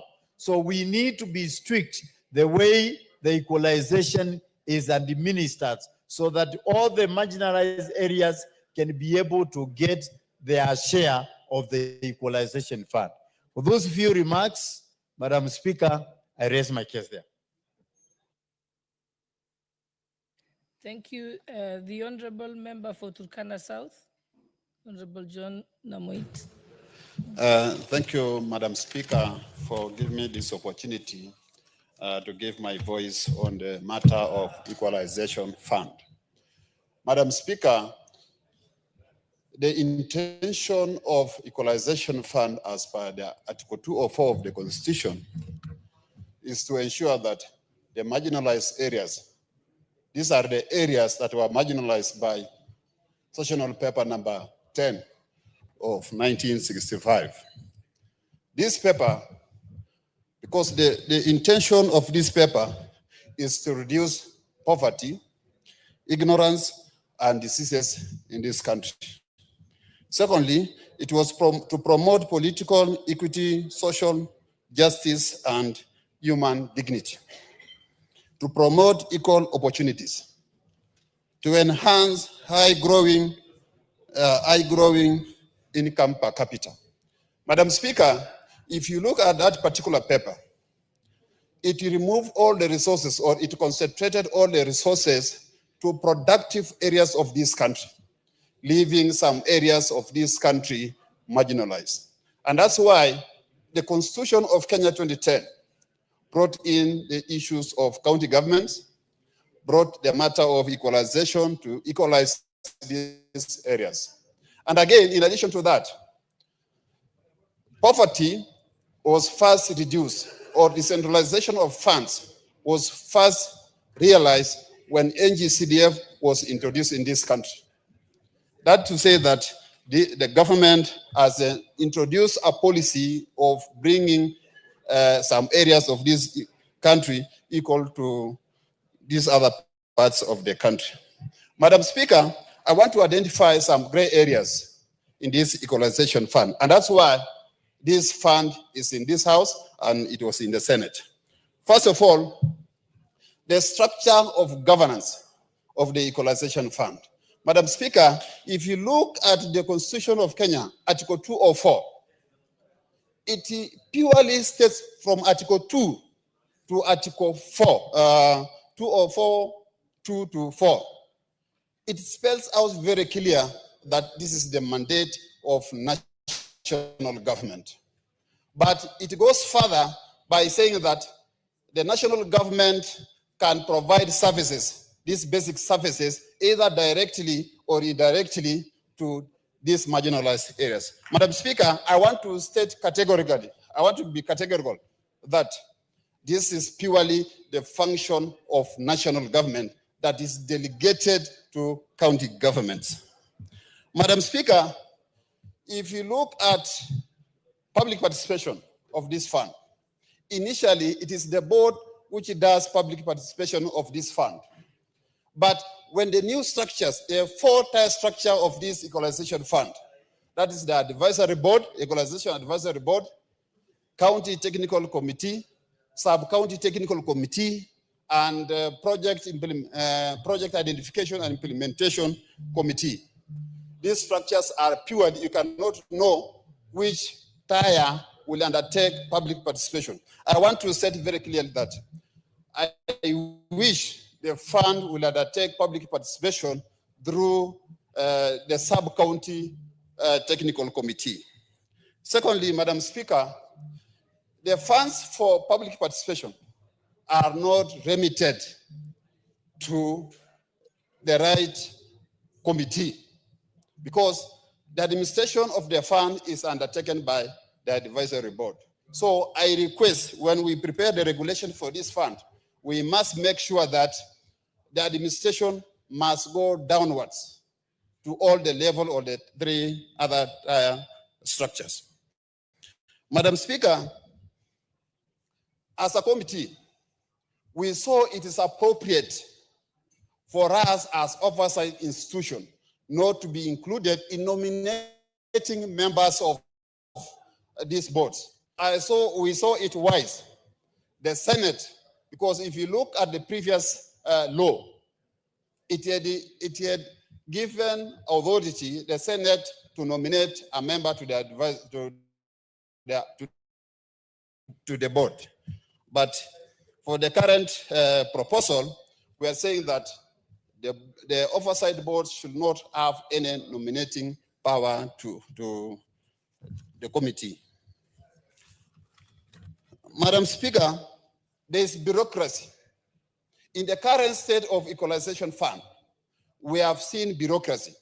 And to make this fund very efficient, we need to reduce bureaucracy.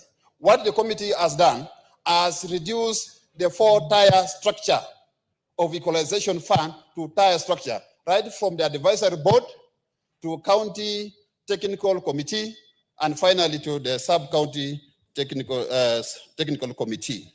Madam Speaker, this fund has done a lot to these marginalized areas. For my constituency, we've done more than 30 projects under equalization for the FY 2023-2024. But Madam Speaker, again, the delay in exchequer releases of this fund. Up to now, the FY 2024-2025, no projects have been identified. And this is where the community that is marginalized in this country has not realized the value of this fund, Madam Speaker. Madam Speaker, again, if you look at the functions, the intention of this particular equalization fund, the first intention of this equalization fund, as I said earlier, is to make sure these marginalized areas, as I said, article, that sessional paper 10 of 1965 made some areas to be marginalized. That was the intention, to address that particular sessional paper. But unfortunately, this House, the leadership of this country, has mutilated the intention of this fund. If you look at the first counties, the 14 counties that were identified in the year 2013 to 2017, there were only 14 counties. But now, if you look at the beneficiaries of this particular equalization fund, it has gone even to Nairobi, because the intention of the Constitution of Kenya 2010 under that Article 204 was not meant to dilute the 14 counties, the beneficiaries of the benefiting counties, that were only 14. But now this has been diluted, everybody is benefiting. The intention was not to address the emerging marginalization. That was not the intention of this fund. The intention was to address the matters raised by the article. That's 14, only 14 counties. Madam Speaker, I urge this House, when this fund comes to an end, as envisaged in that Article 2046, I urge this Honorable House to assess the impact of this particular fund, to see whether it has really addressed that kind of marginalization. And that provision is provided under Article 204(7). Madam Speaker, I beg to support the report by Finance and National Planning Committee. Thank you, Chair.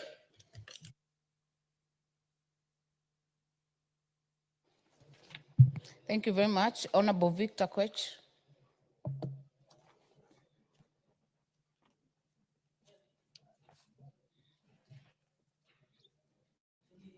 Yeah, thank you so much, Honorable Speaker, for the opportunity to actually speak about this particular bill that is before this House. And Honorable Speaker, from the onset, I want to state that myself, as a member of Parliament from Chepalungu constituency, I support.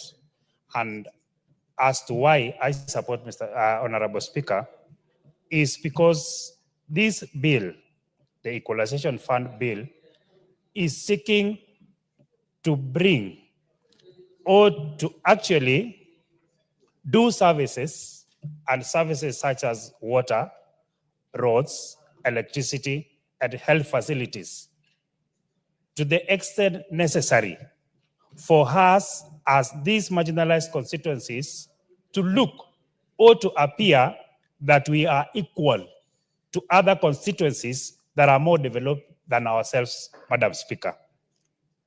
Madam Speaker, this particular bill, equalization bill, has delayed because, Madam Speaker, the project were identified long time ago, and people have been asking us, members of Parliament, on where this particular fund went to. I have a particular situation from a village called Cheptagum, where members were called into public participation, a particular village called Nogirwet, where members of public were called to attend a public participation. And after they did their report, several months, several are close to a year now, they are still waiting for these funds to reflect in the various accounts so that the project they identified can be implemented. Honorable Speaker, we speak about marginalization, and we applaud the drafters of 2010 Constitution for considering to bring at bar these particular counties and sub-counties. And as we seek to do the same, Honorable Speaker, we ask ourselves as members, is this what we are waiting so that as the constituencies that are below, that we cannot compare with other constituencies, can now be able to compete and to be compared with the constituencies that have actually developed immensely, Honorable Speaker. I'm speaking bitterly, Madam Speaker, because when we compare rural constituencies with town constituencies, Honorable Speaker, we cannot compare. Their electricity connectivity is almost at 99%. When we go to the ministry, I was with you, Honorable Speaker, at REREC office seeking for a few transformers. And as we go to seek for transformers, there are constituencies who are going to seek for streetlights, simply because we have disparities in terms of budget-making process in this House, Mr. Speaker. It is time we speak and to say that equalization fund, okay, it's good, it will at least bring some development. But Speaker, is this development, is this equalization fund going to treat the inequalities that has been meted upon our constituencies for a very long time?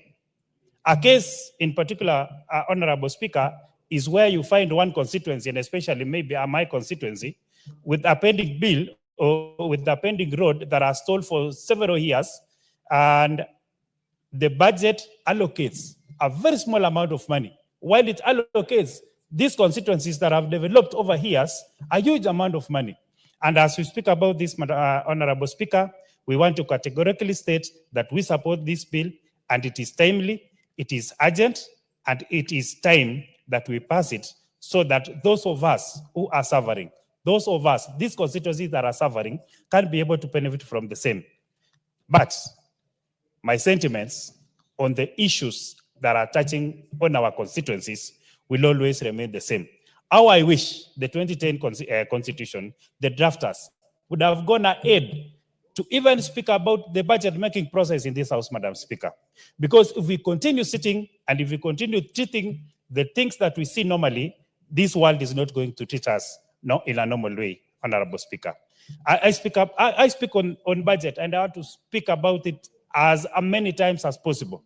Because if we can't speak about it, no one will speak on behalf of our constituencies. Honorable Speaker, I support this bill, and when the time comes, we'll speak about issues that touches on our constituencies, and especially what is it that we have. How I wish 2010 Constitution was able to address, I wish it was able to address the way we make our budget, how we prioritize the project, how we then balance those constituencies that are still below vis-a-vis the constituencies that are way above the others. How I wish the Constitution would have been able to handle such a variance, Honorable Speaker. Thank you so much.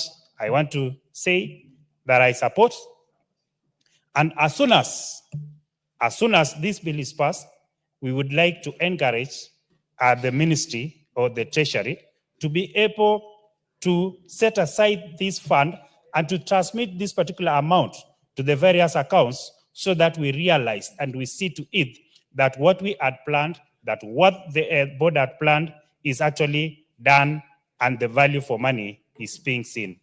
Thank you so much, Honorable Speaker. Thank you. Member for Tigania West, Honorable Mutunga. Thank you very much, Honorable Speaker, for the opportunity to add my voice to this very important debate on the proposed legislation in the management, concerning the management of the Equalization Fund. Honorable Speaker, the makers of the Kenya Constitution 2010 thought it wise to have Kenya developed as a unit. And that was really important. And that's why Article 204 of the Constitution presupposes or provides that we need a fund called Equalization Fund. This was upon realization that some areas of this country are not as developed as the others. Honorable Speaker, this fund has been utilized sometimes in some areas, and there are testimonies in this House that this fund has done a good job. Honorable Speaker, the need to recognize that Kenya needs to develop as a unitary country was important. But Honorable Speaker, there's a dimension I would like to bring before I speak to the legislation or legislative proposal, which may have also led to discrimination in terms of factoring which areas need to be looked into. Honorable Speaker, I come from Meru County, and you tell anybody that Meru County may need equalization fund, they will tell you no, because they think Meru County is on top of Mount Kenya. Mount Kenya has all the water that you imagine, or on top of Nyambene. In fact, we have trees or we have twigs that are chewed, Mira, and you might think that Meru really does not require equalization fund. This is the reason why we in this House pushed for the formula to stop recognizing counties, but go further to recognize sublocations. And the exercise that followed, Honorable Speaker, was to try and see whether equalization fund can be spread further and leaner. My constituency is called Tigania West, and Tigania West borders Isiolo County. And for all practical and theoretical purposes, Tigania West is ASAL to a large extent. When you look at the equalization fund and the formula that is used, and especially the content of the formula or the content that is used to develop the formula, the people of Tigania West are considerably marginalized, or they are considerably locked out of this equalization fund. One of the parameters that they look at, Honorable Speaker, is proximity to a school. If you look at Tigania West, people have occupied every available piece of land, whether it is arid or semi-arid or dry or desert. They have occupied everywhere. So they are living everywhere in the county. Now, if people from Isiolo can get equalization fund, and people from Tigania West cannot get equalization fund, then there is a problem, because then our problem is lack of land. That's what we could say, because you have occupied all parts of the countryside. The idea is that in some areas, you realize there are vast tracts of land that are not occupied. And therefore, when people pass through those areas, or people who live in those areas, the hika living from such areas, then the parameters used, for instance, proximity to a school, proximity to health facilities, proximity to watering point, motorability of the roads, and so on and so forth, then they qualify. But you cannot have people living in all parts of our countryside and without a school, because they need to educate their children. But then, Honorable Speaker, what you need to look at is, what is the nature of the school? How improved is that particular school? I have schools which are really in pathetic situation, despite having tried to try and bring them up. And CDF alone is not enough. And the effort that is being put through by the Ministry of Education is also not enough. So equalization fund is important in some of these areas. When we proposed that these areas be looked into, and a team was sent from headquarters to go and reassess, they used the same formula, and therefore the exclusionism. So we were again excluded from being factored as part of those sub-counties or other sublocations that require equalization fund. Equalization fund is important because if you look at Meru County, for instance, most of the parts couldn't be developed. But if you look at Tigania West, maybe parts of the other ASAL, sub-counties are not developed. And there is a serious problem. But what I've said is that you cannot have people living in an area without water, so they have to try anyway to get some water. They may be accessing water because they are living there. They are not just grazing and moving around. They're living there. They occupy because they are farmers. They are not grazers. They are not hunters. They are basically cultivators of the land. On the other hand, when you look at health facilities, they may have some makeshift health facility, not really high standard, not really quality health facility. When you look at the watering points themselves, some of them are just improved dams or improved water pads, and then we can call such watering points. So we need to dig deeper into checking whether really we do not need to reconsider areas for purposes of equalization. Right now, what you're trying to do, if you look at some of those areas, they can rarely cultivate a crop because rainwater is not enough, or rainfall is not enough to bring a crop to maturity. people living in some of those areas, like I have the lower Kenjai, and then the other one I want most of it, okay, as part of Akede ward. 3 wards that have been that are really marginalized, and therefore you have a serious problem. So we need to revisit the formula and ask ourselves whether having makeshift health facilities is good enough. Having some watering point, which is not even clean water, is good enough. Being unable to, living in an area and probably having a school which is not up to the standard is good enough. They don't need to be excluded. Honourable Speaker, the other issue that I would like to bring into consideration, and many members have spoken to this, is the management of the fund itself. And the legislation, the proposed legislation comes in to try and moderate the management of the funds themselves in view of identification of the projects that are supposed to be done in an area. In terms of prioritization of these projects, identification has to do with public participation. In most cases, you realize that the public participation that is conducted sometimes lacks credence in the sense that it's not exhaustive and is not however inclusive. When it comes to prioritization, we need to ask the people themselves exactly what do they need. Then there are other issues that also come in, initiation of the projects, vis-a-vis the availability of the money. In some cases, we realize that exchequer releases have been an issue to a certain extent in this country. And members have actually complained that the equalization fund is not working because of the projects that have already been initiated are not progressed at the expected rate. They take quite a while before they can be progressed to maturity and also to closure. So we need to, this legislation, the legislative proposal is needed so that we can be able to moderate, especially the committees that have got to sort out issues of identification, prioritization, initiation, project implementation, and also the monitoring and evaluation of some of these projects. The management aspect of the fund itself is an issue that needs to be revisited. On the other hand, Honourable Speaker, the amount itself is 1.5% of the budget. And when you look at the vastness of this country, 80% of Kenya is ASAP. We need to revisit the issues. Or do we want to maintain people doing business in a way that they may never be able to be fully sustainable? What I'm trying to talk about, Honourable Speaker, is that we have more or less maintained the kind of animal that we've been having since we became habitants of this country.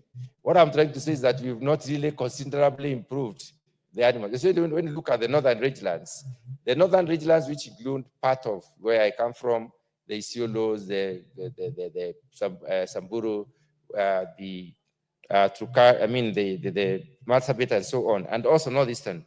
Those animals have not changed. They have not been impacted upon by the genetic, pool of the country. Animals in the southern rangelands could have changed, but on the northern rangelands, so we need intensification so that we'll be able to bring AI services to the people, because we need to think about, AI services for people to use. The idea is, can we avail this water so that we may be able to now make sure that these animals are found in centralized places, and then we can be able to improve on the quality of the animal. The most important thing is the turnover. It's not really following the animals forever. And it's actually the having an animal that will get to market weight at a good age. You don't have to keep an animal for 10 years for it to get to market. It needs to be kept for maybe a maximum of 3 years. We have countries in this world, which are developing countries like ours, which are doing 18 months to get a 500 kilos of an animal, live weight. We should be able to do that because we are properly endowed scientifically, and we have what it takes. We have our whole Kenya agriculture, Kenya Animal Genetic Research Center, which is quite equipped. And this can help us to get our animals where we want. So equalization is important, even as we look at the lifestyle and we look at the utilization. Thank you. Time is up. Honorable Samuel Moroto. Thank you very much, Madam Speaker, for also giving me this opportunity. Where I come from, sometimes back during colonial time, it was a closed district. And that's why the Kapenguria 6 were taken to that place, because nobody could come from this area to that place because it was closed totally. Then after independence, these are the issues sessional paper number 10, 1965 came in up to 2010 is when we saw the light at the end of the tunnel. Madam Speaker, like I've also said, when during that closed time, when West Pokot was a closed district, we got only missionaries who came through Uganda, not even Kenya. The Catholics came and settled in a place called Tartar. It is through those missionaries that lifted that area to where it is now, and they're still there operating. In fact, in Tartar, we have a girls' national school, secondary school, doing very well. Then the Protestants came and settled in a place called Nasokol. In that place, we have also a wonderful girls' school, the secondary school, and primary, and others. And the word of God spread all over. Then also the Muslims came from Uganda, not even Kenya. Now that we were considered by good Kenyans who were doing the 2010 constitution. Remember that there are also Kenyans suffering somewhere, like this, the ASAL regions. Madam Speaker, there were 14 counties, as somebody have said here, and they were given timeline for only 20 years to improve and come to the status where the others are. It's unfortunate now that there's nothing going on. We only dispatched it because I was there. I was just still a member of parliament. This is my 5th time to be here. The people were called for public participation. And West Pokot, all of them came to a place called Mutelo Hall. And then others to other places. And we agreed some areas to be improved. We were considering even schools. Because like myself here, when I started class 1, 1972, I went class 1 to class 4. I was taking my lessons under a tree with those problems. Sometimes the blackboard and the books were flown. Then we ran returning the books. Coming back, it's already noon. We just sing. Just sauti ya mama kwaheri mwalimu. Everything remained under that tree. Now when this equalization issue came up, we really prayed and thanked God that God has given us good people, good leaders who can listen and say, there are some areas who are suffering. Now it is not working. Okay, we don't care if they can extend. And then by getting that 28, 34, 38, even to 40, even all the way to the 47 counties, it's not an issue to me. They are Kenyans. If there are some places where they are suffering, but we need also to increase the amount that goes to this kit so that they can cover these other areas. I'm a teacher by profession, and I've been with people for a long time, seeing what they are doing. That's, Madam Speaker, my prayer is as leadership of this House and also Kenya, let us be considerate and ensure whatever is given to these people gets to them. It's unfortunate now that the counties are now brought in. You see, there's a problem. Like you can get a road, the county government puts money there, and then they came again and claim that this one is for equalization fund. Then there is no proper administration on this one here. That's my prayer, that we need to go down, especially the committee in charge of this. Let's go down and see what is happening. Otherwise, I'm happy that my colleagues, especially most of them, from the time we began, they are really talking. And let us keep this spirit so that we can see the lives of our people, of Kenyans, improved. And then again, the last because I don't want to take time here. What is out of order? Honorable Morata, hold on. Honorable Chair. Honorable Speaker, maybe perhaps is more of a point of information to my senior, that by the time the bill is coming for second reading, we already did public participation. We received views of the members of the public, and that report is actually available in this House, that actually public participation has been taken on this bill. Thank you. Honorable Moroto, Thank you, Chair. your As duty. yeah, I agree with you. This young man is doing well. I've been with him severally. In fact, we were in outside this country, and he was doing well. And this is some of our pride that we need. We have to keep this leadership. Sometimes later, they can come and assist us. Thank you, Speaker. Madam Speaker, I just want to wind up to the leadership of Kenya and here that things are not going well. As I said, I've been here. This is my 5th term. I served Moi, I served Kibaki, all the way to this one here. But now things are changing. It's not like it used to before. I come from Kitengela here at the river. There is this cement factory. There is a lot of problems down there. And I'm asking the Committee on Trade to visit the sea. There are 2, what we call the MDs, appointed and cassetted. So it is a tug of war. Everybody has a friend in this corner. The other one has a friend in that corner. Thank you very much. Very well. Honorable Member for Baringo, Jematia Sergon. Thank you so much, Madam Speaker. You know, I like the way you've just mentioned my name. You know, it reminds me of the days we used to be in campuses as with you. Thank you, Madam Speaker. I also want to wade my contribution to this bill. And first of all, I want to congratulate the committee for very well elaborated document as a report. And members who have contributed have also given a lot of weight on this issue of the Equalization Fund and the Senate bill that came back to us now. And this is going to is actually giving for the counties that are beneficiaries of this Equalization Fund, and Baringo is one of them. So far, we have been allocated some monies, and the constituencies that are benefiting in my county are around 4 or 3. That is mainly Tiati that got some sizable amount of money. We have Baringo South and Baringo North, and also Mogotio.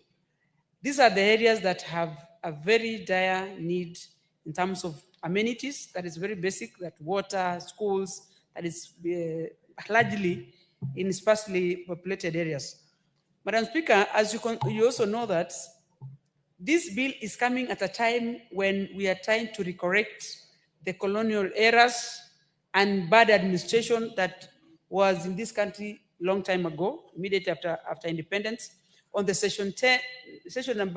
paper number 10, that actually sidelined and gave a lot of weight in some specific areas that is already having resources that can build itself, and leave the larger part of Kenya, specifically the largely sparsely populated area. Now that we are here, and I want to say what Honorable Moroto said, that leaders of today and going forward are going to be so keen in making sure that the utilities and the money that has been allocated to these areas must be well utilized. And again, as the committee has put it very well, they have given us the board, the people who are going to be sitting and distributing these monies, all the way from the counties. The Senate is also involved, and the constituency level. These are people who are going to determine the projects that is going to be being implemented using this Equalization Fund. Madam Speaker, I also want to say, during the framing of the Constitution or enacting this Constitution, the Allocation Fund had a timeline.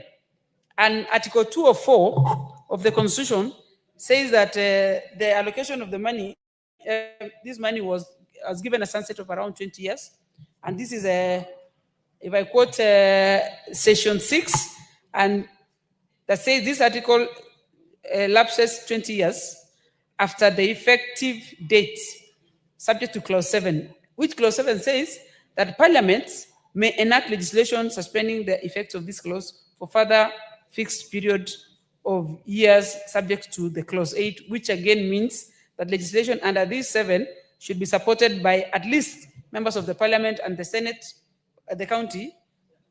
And this one is a very crucial article for me, Madam Speaker, because I am looking forward to another legislation to give another leave of life in this equalization fund, because the equalization fund was not started at the right time, or the disbursement and enactment of the bill, because there was a lot of push and pull within Parliament and the Parliament and judiciary that kept these monies for very long, and that is why it was started to be disbursed the other day. And if you look at the country today, I don't want to predict that in the future there will be more counties that is going to be beneficiaries of this money. But if you look at equalization does not also mean that it's only on the arid and semi-arid areas. We also have areas like even in the upper cities or the cities like Nairobi, where you still have very marginalized people in the mostly in informal sector. You know, these are people also should be considered going forward, so that it doesn't look like we are only looking for these monies to be beneficiary for people who are very deep far. But while we are looking at Nairobi, for instance, and now that the population and people are moving towards cities and urban areas, it should also be considered that we need to categorize. And when we will be doing this further legislation, we want to understand who is marginalized in the society. It does not only mean that when you don't have water, that you are marginalized. You can have water, but you are marginalized in many other areas. We also have to look at where in the cities that we build, whether we will strictly build schools that are able to take care of children or people with living disability. And these are could be considered as equalization, so that the society is able to be equal in many ways. Otherwise, Madam Speaker, because most of our members also contributed much, I want to say I am going to be very keen as we enact this bill going forward. Thank you, Madam Speaker. Thank you. Member for Njoro, Honorable Kathambi.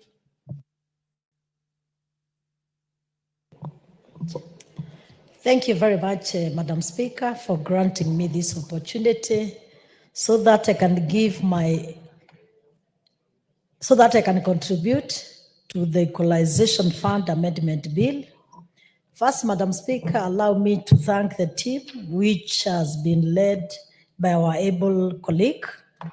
And Madam Speaker, just allow me to go and just do some comment. Equalization Fund is very important in this country. But my observation, Madam Speaker, this money should not only be meant for the arid and semi-arid areas, because there is also some culture and also some thinking that sometimes it is only arid and semi-arid which might be purely in need of this equalization fund. And Madam Speaker, why I'm saying that this money, why I'm proposing this round, I wish the Commission of Revenue Allocation should go beyond and also feature some other areas in this country. It is because though it was traditionally meant for the marginalized areas, there are some areas in this country which actually have a lot of challenge. And Madam Speaker, let me give just an example.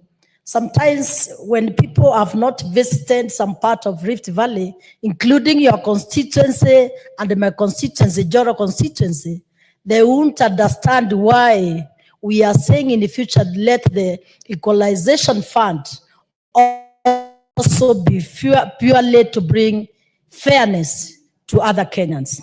And Madam Speaker, if you can, you have come to part of my constituency in Joro, I have some areas which are dry almost every year. We have a lot of challenges where people don't even get food when others are harvesting these countries. If you can visit a place called Naishi Kilo Mahiga, somewhere called Kiajoya. You go to some areas like Kamngei, that is Nemauche. You again extend to a place called Piave, that is Nijora constituency. You will be shocked the way people are suffering for lack of water.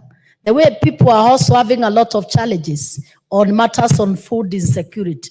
And Madam Speaker, as I stand here, let me say, this year when I was going to launch some schools, I had to lobby for some food so that I could have given to some specific schools because of the challenges they have had.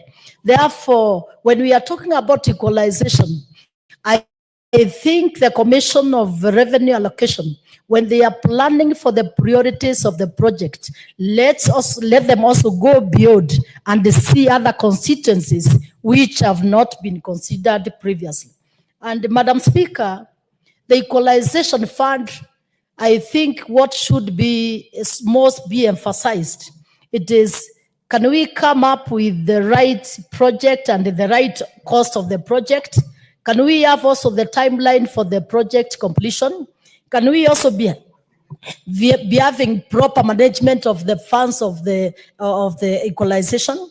And Madam Speaker, why I'm saying it should be extended to majority of the constituencies, like my colleague has raised also, who come from Rift Valley, which has not benefited from this equalization. It is because if it is going to be considered, we also expect even a lot of irrigation project to be initiated in some areas where we are also affected.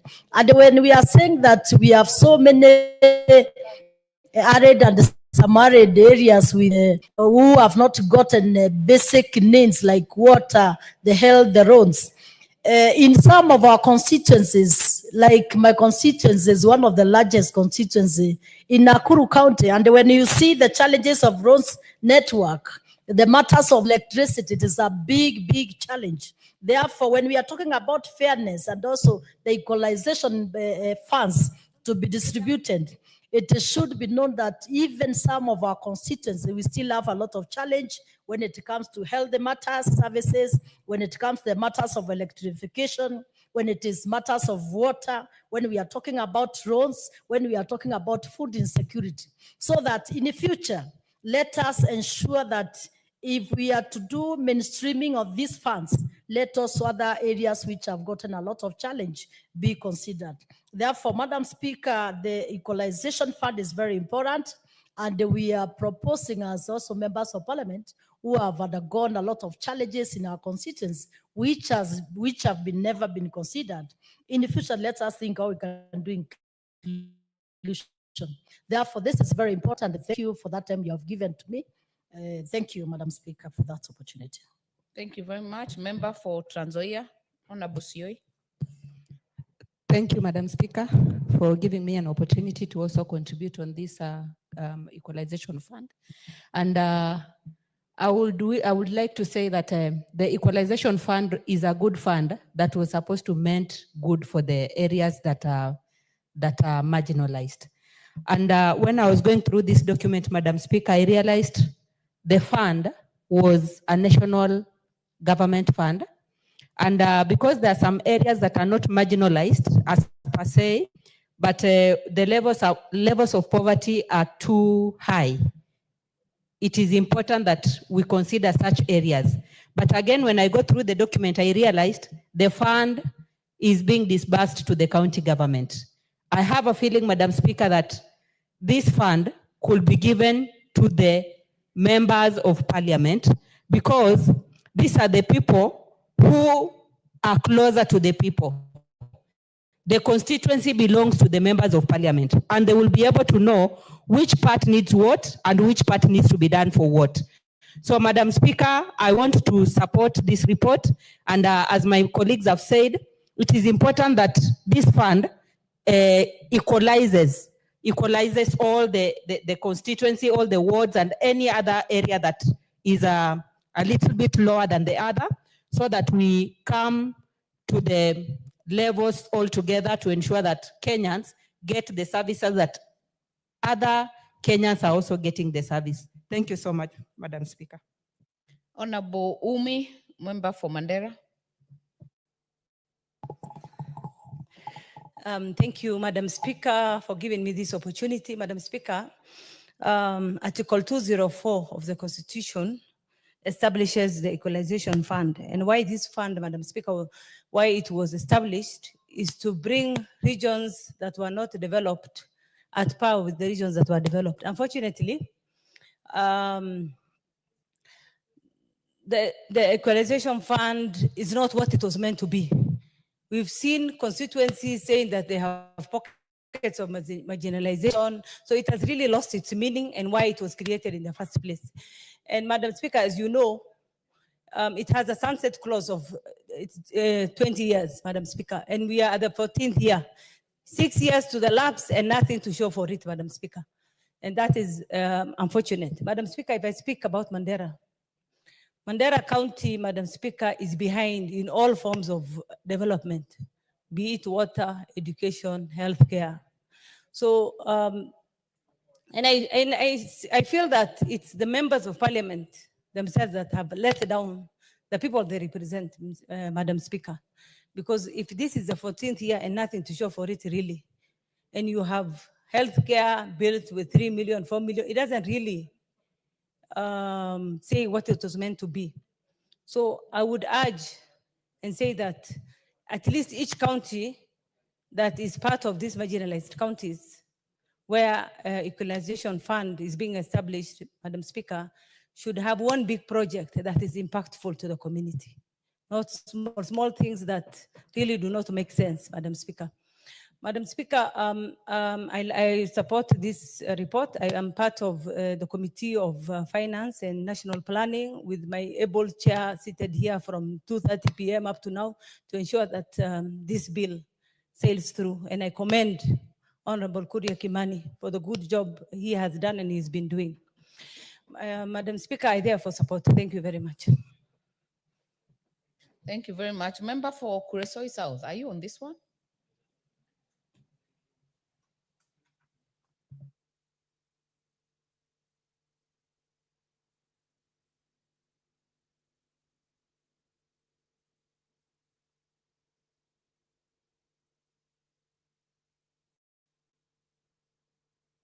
Honorable Tonui, hold on. Before you, Honorable Mudhoni, are you on this? Because Honorable Tonui, you've already spoken on this matter. You're on record. You're on record, so we'll give Honorable Dorothy, who is still walking on the aisle.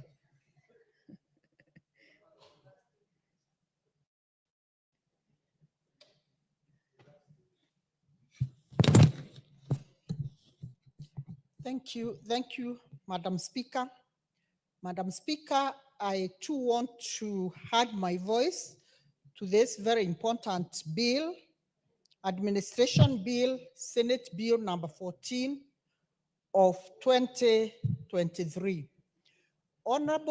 Madam Speaker, I want to straight away go to this equalization fund. Honorable Speaker, this fund is equally very important for us as a country because it is speaking out to areas that have been left behind for a number of many years. Areas that have suffered historical injustices in terms of roads, schools, hospitals, water, name it, all the necessary amenities which would make life more comfortable for the people living in those areas. Honorable Madam Speaker, as this may be, it is a fund that is supposed to sort out it's a constitutional mandate that has been given to us under Article 204, which requires the government to use the equalization fund to provide basic services in these marginalized areas. Honorable Madam Speaker, it's very disheartening to note that in the 21st century, there are areas where roads have not been opened up. There are no access roads.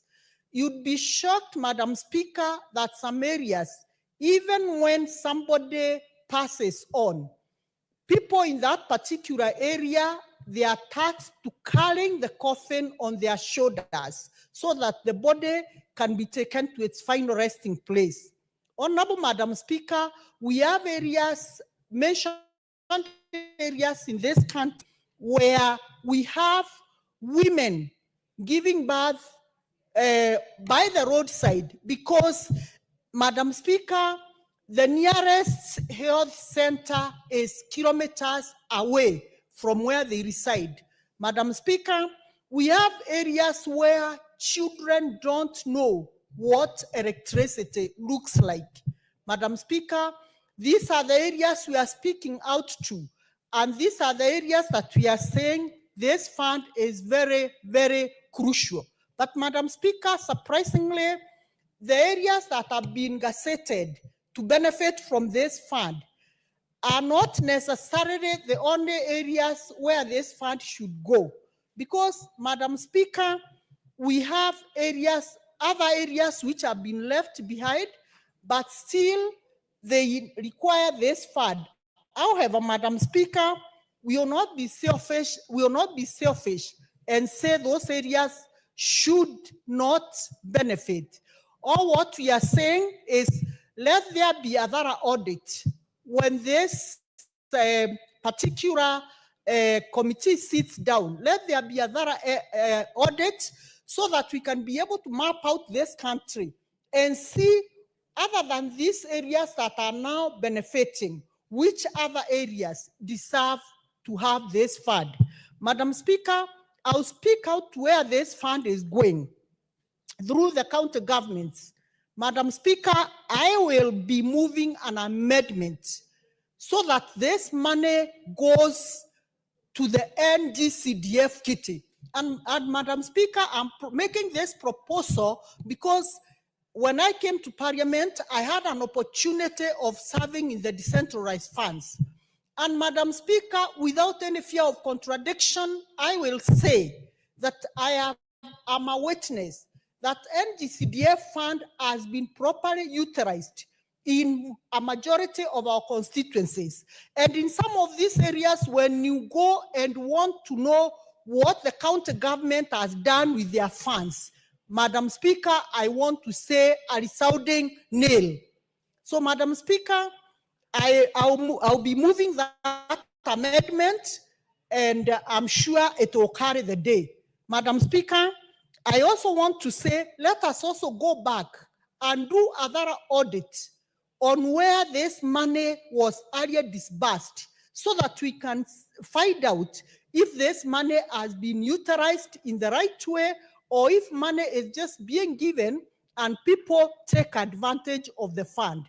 Madam Speaker, also, I want to propose that as much as it's in the bill, I want to say, Madam Speaker, let us have uniformity in the way projects are being done in these areas. Because, Madam Speaker, it beats logic when you are given money to build classrooms and then the classrooms that are built are makeshift of classrooms, then we will never move from asking for this equalization fund. So let us have uniformity in the way these projects are being administered so that at least we move from these areas completely, because you can never remain marginalized for life, Madam Speaker. But if we do things the wrong way, then these areas will be marginalized, and then again, we still continue calling for equalization fund, for the same purpose that has already been done. Madam Speaker, let us look at the percentage in terms of development from these areas that are benefited, Madam Speaker. And Madam Speaker, I really want to say, if this fund is properly utilized, then it will be even a game changer in terms of sustainable development, Madam Speaker, because it will promote environmentally friendly and inclusivity of all the areas in this country in terms of development. Madam Speaker, I want to speak out to the areas like Nairobi, where we are assuming that the area is very, very well developed. Madam Speaker, we will see that there are pockets of areas which require this equalization fund. However, I want to route the government of Kenya the better program, because like the housing projects that the government is undertaking, this housing project will be a game changer in most of the areas because it's giving equal opportunities to everyone. Citizens will be able to own houses, decent houses, which are affordable. So, Madam Speaker, the government is doing its part. Let also the people who are the people who will use this money, Madam Speaker, utilize it in the best way possible. Madam Speaker, I want to say we have countries like Australia where they have equalization fund, and when you visit that country, Madam Speaker, you'll be able to see what this fund is doing to bring people closer. So the inequality gap will be lessened if we use this equalization fund properly. Madam Speaker, I also want to say, let this money also be disbursed in a very timely manner so that people don't vet projects, people don't sit down, do public participation, and then at the end of the day, they finish 2, 3, 4 years before this money hits their accounts. Otherwise, Madam Speaker, I strongly support this bill and say, let us relook at other areas. There are areas like in Meru where we are in their need of this equalization fund. Thank you, Madam Speaker. Thank you. That brings us to the end of that debate. Mover, Honorable Kimani, mover to reply. Thank you very much, Madam Speaker. From the onset, I would like to thank the many members that have made very, very good contributions onto this bill.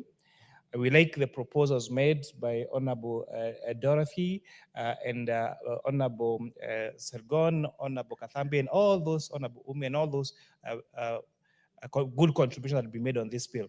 And my advice is, as we'll be coming to the committee of the whole House, please liaise with the clerk's office so that you process those amendments, and we will be happy as the sponsors of the bill, the Committee of Finance and National Planning, to make sure that we actually have a law that that's going to be watertight, because what you've had, the problem with the Equalization Fund Act, it was declared unconstitutional by the court, so we are looking forward to have a piece of law that is watertight.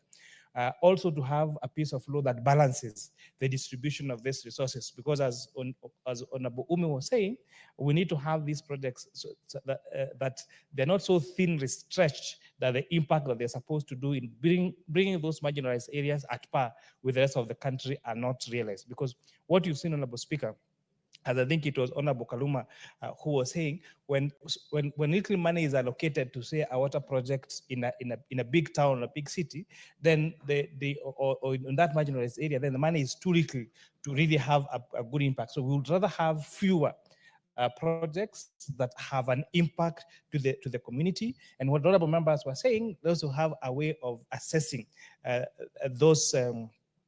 The success of those particular projects, Honorable Speaker.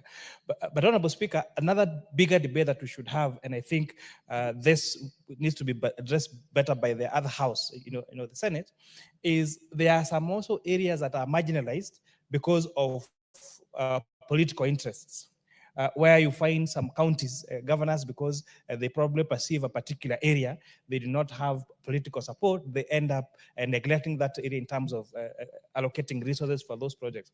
And unfortunately, even some of the NGCDF committees also neglect some of these areas. So in as much as we want to bring those areas that are marginalized par with the rest of the country, I think it's also important that we have political goodwill of all the leaders and all those people that are assigned with allocating resources to our communities, so that we do not disadvantage some communities, we do not marginalize some communities because of our own political differences. And with that, Honorable Speaker, I beg to reply. Very well. I will defer the putting of the question to the next appointed time. Next order. Order number 10, the Insurance Professionals Bill, National Assembly Bill number 13 of 2024, second reading. Honorable Kimani, today is your busy day. Could you move the bill? Oh, you had moved.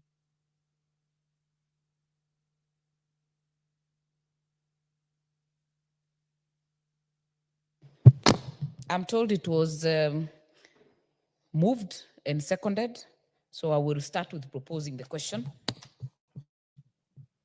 Honorable members, I will then propose a question that the Insurance Professionals Bill, National Assembly Bill number 13 of 2024, be read a second time.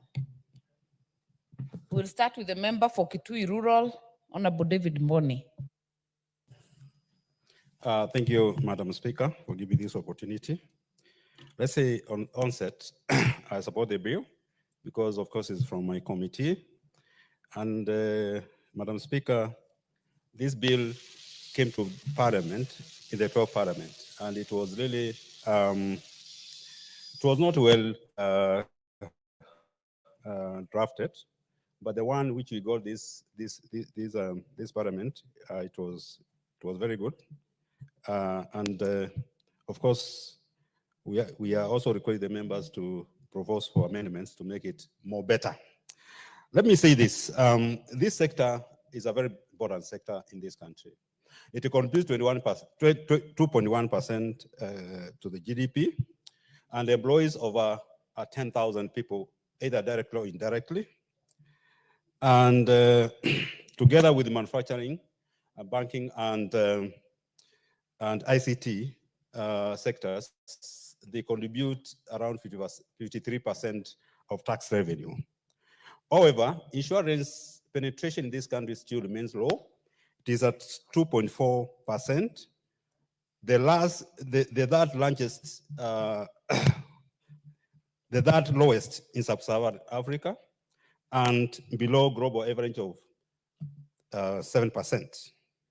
The sector faces a lot of challenges. One of them is public perception that the insurance agents are conmen, and therefore people really don't want to take insurances.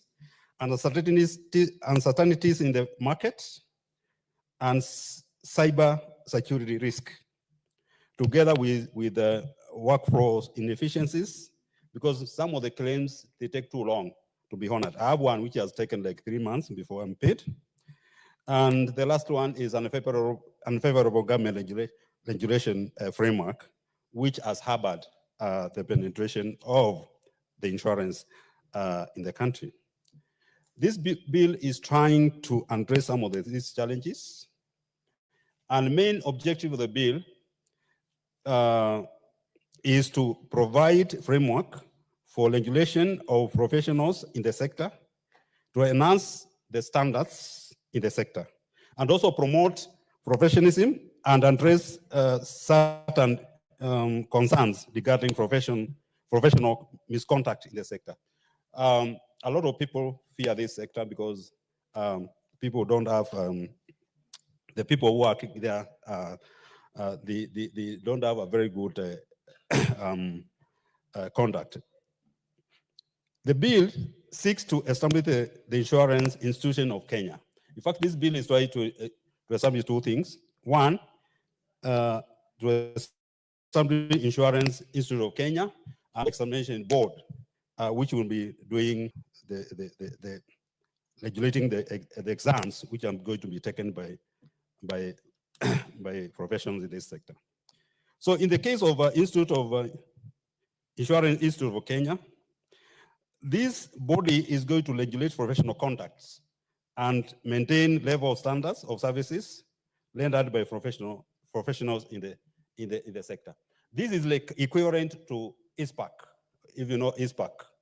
whereby if professionals in the sector misbehave, they are going to be penalized and put in order.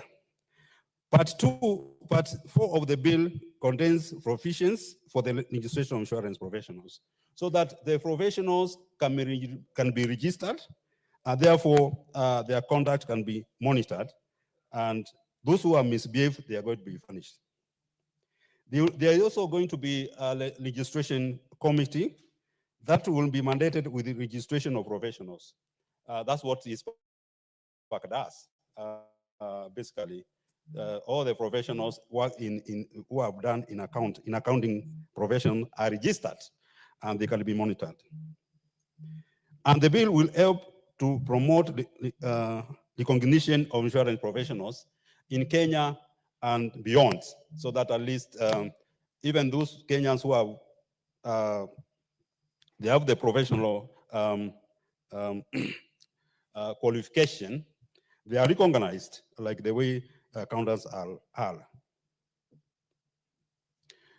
The bill provides for examination board, professional examination board, which is going to be entrusted in preparing syllabuses and set up exams. Madam Speaker, when we are doing public participation, we realize that College of Insurance is the one which is which is actually setting up exams. And some of the courses, they are 2 weeks. So somebody starts wondering, if somebody like assessors, they go for 2 weeks and then they become professionals. Somebody starts wondering, if somebody does an exam, a course of 2 weeks, how does that person become a professional? So these are kind of standards which we are talking about. So this examining body is going to prepare for syllabus and set up the exams, and also issue certificates for professionals, and promote reconciliation of these exams, so that at least anybody who doing this exam is recognized as a professional. Currently, as I said, there's no professional examination board for the sector.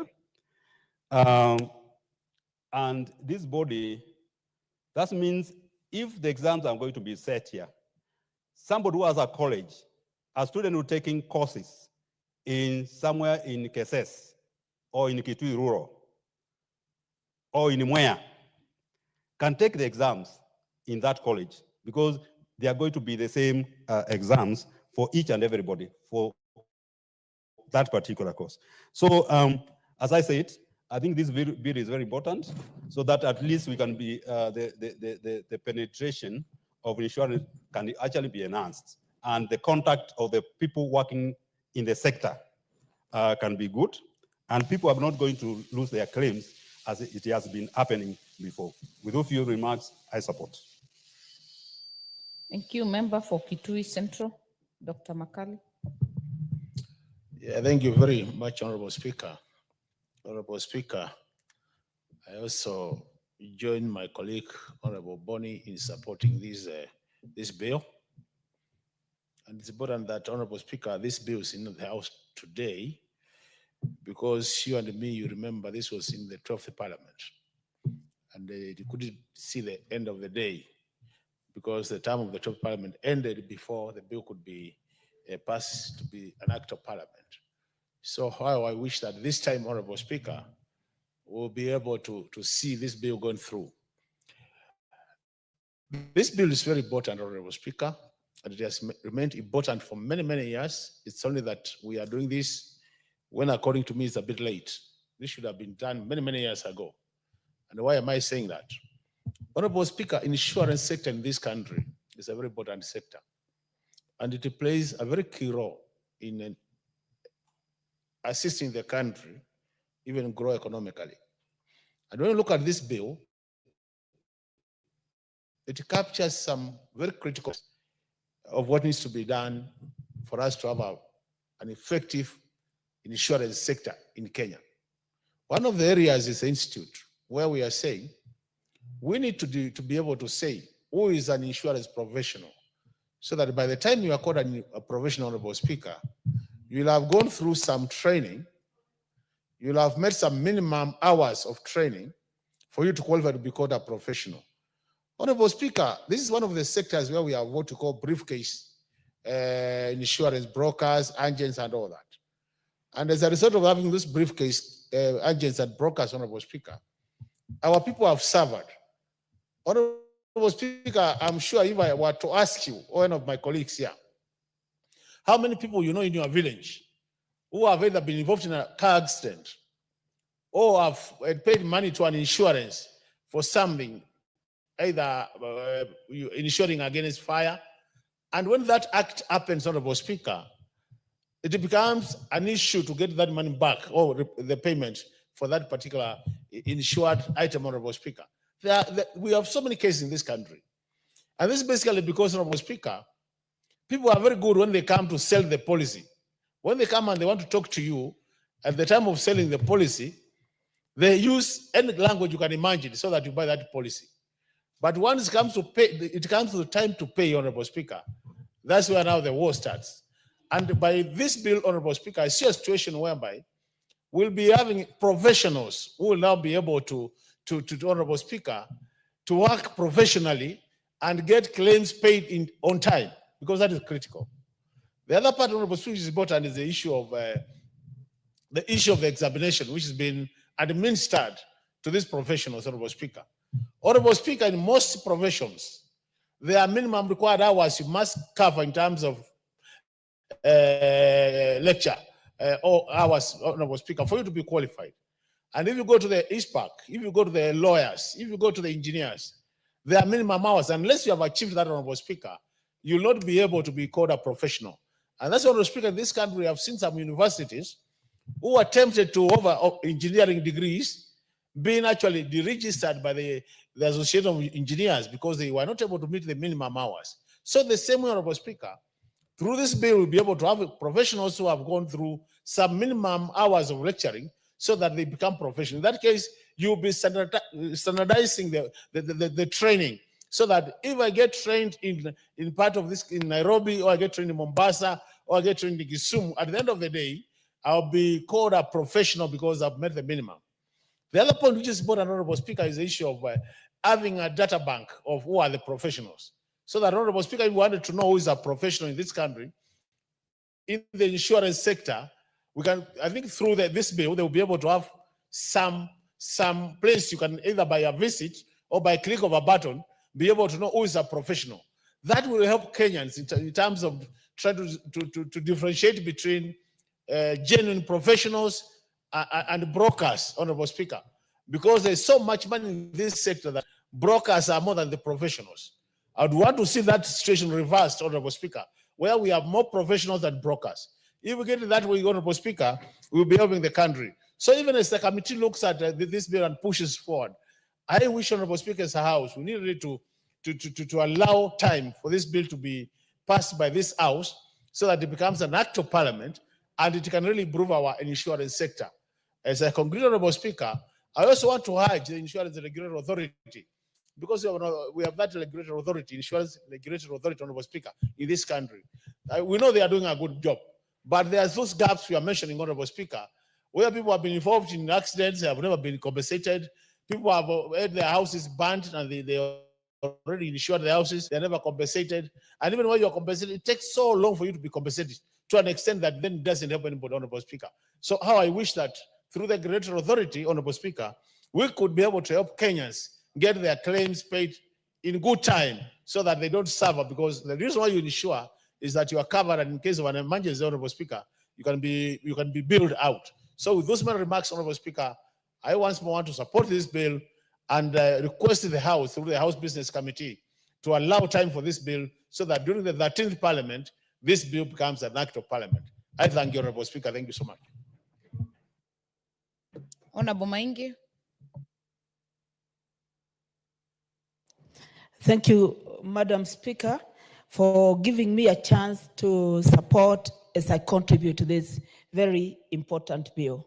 Madam Speaker, the Insurance Institute of Kenya was formed in 1948, operated as an affiliate Institute of the Chartered Insurance Institute of London until 2002, when it finally got registered as a society by the Registrar of Societies in Kenya.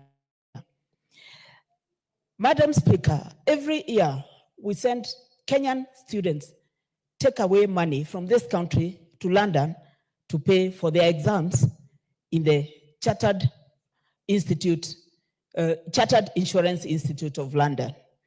If we recognize the Insurance Institute as a professional body of this country, we're going to have Kenyans register for their exams here. We are going to retain our money, and we are also going to have members of other countries, our neighboring countries, register with us and bring in their money into this country.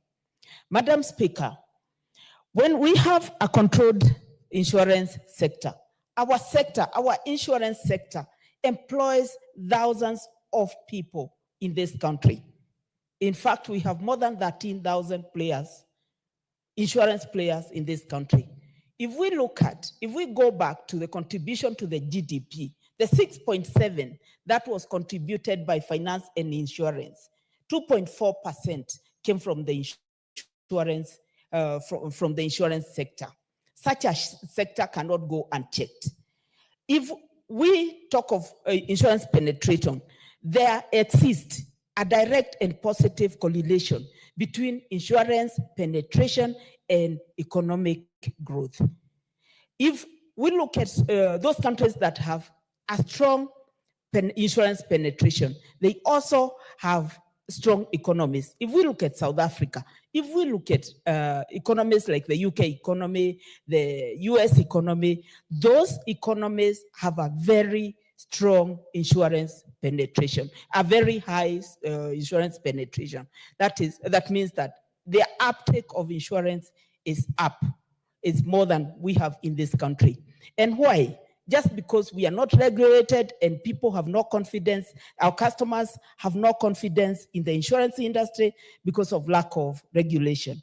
If we have the Insurance Institute of Kenya as a regulatory body to regulate all the professionals, then we are going to increase the confidence level in this country, and we are going to have more partakers of insurance. Then we are going to have the insurance exams even provided by our TVETs out there, because they know that insurance, AIIK is going to be recognized, and that the insurance body is recognized, and that their exams are going to be recognized. Thus, we're not going to have people send out money, going to book for their exams all the way in London with the Chartered Insurance Institute.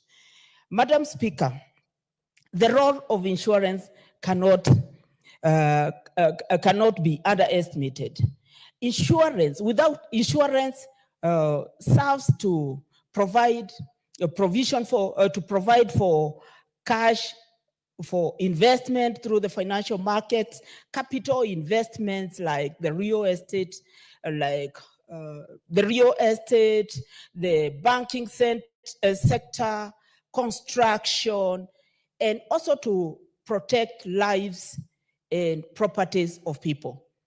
If we look at the bombing of places like the Westgate Mall, or even the World Trade Center, or even more recent, the attack of Parliament by outsiders, if there was no insurance, then we would not get back to operations as quickly as we would like to get back to operations. Thus, people get back to operations and people continue to work, and the economy continues to grow. The role of insurance, again, insurance helps in creating employment and making nations even more prosperous, because people are going to invest and they are going to take higher chances. They are going to risk even more, because they know in the event of anything, in the event that their businesses go under, then there comes insurance to compensate for their losses. That way, the confidence levels will go up, and people are assured that there's insurance to take care of their businesses and even their lives. So with those few remarks, I beg to support this bill and to thank the chairman for finance for bringing it up for discussion. Madam Speaker, I support. Member for Busia, Honorable Omanyo. Thank you, Madam Speaker. This is a beautiful bill that is long overdue. Many of our people have lost their lives or have been rendered handicapped or have been mentally challenged after losing to some dubious, uncertified brokers or agents of various insurances. Some of them actually just con right away.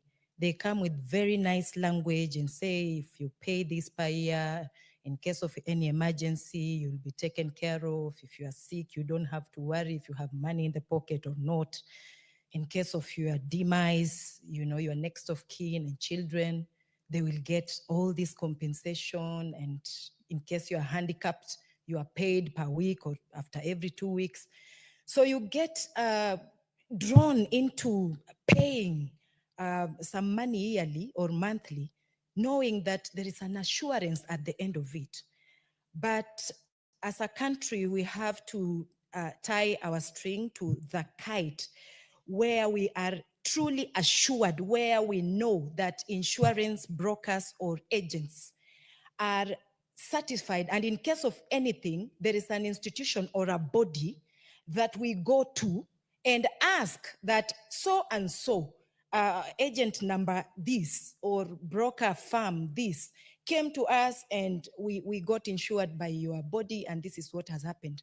And if they have a record or a data of every professional insurance person, then it will be easier to track if anything happens, if you are conned or truly you are maybe given a particular insurance, and then now they see into it what to do in case of that. But what happens today in Kenya, many of these people especially have gone into the villages, into the towns where people like border borders have paid, but when they get an accident, there is no compensation. They go to court and they find out that they were played, they were conned, they have nobody to run to, no institution to run to and report. So as a nation, we have lost a lot into the hands of some, let me use maybe a harsh word, a con man or con woman who came in the name of an insurance firm, but did not really mean it. They just took the money. And also some of these firms, knowing that they cannot be taken anywhere, they make sure that they don't compensate. It's like they make sure that they don't pay according to how they promise. So we need, because if I went to TSC, if a teacher misbehaved, if I went to TSC, then they will know what to do to that teacher. If it's a lawyer who conned me or didn't purchase what I wanted, maybe I trusted him, gave him money. If he eats my money, I'll go to LSK and LSK will handle him, they will punish. They'll, you know, if I go to nursing councils, they are orderly.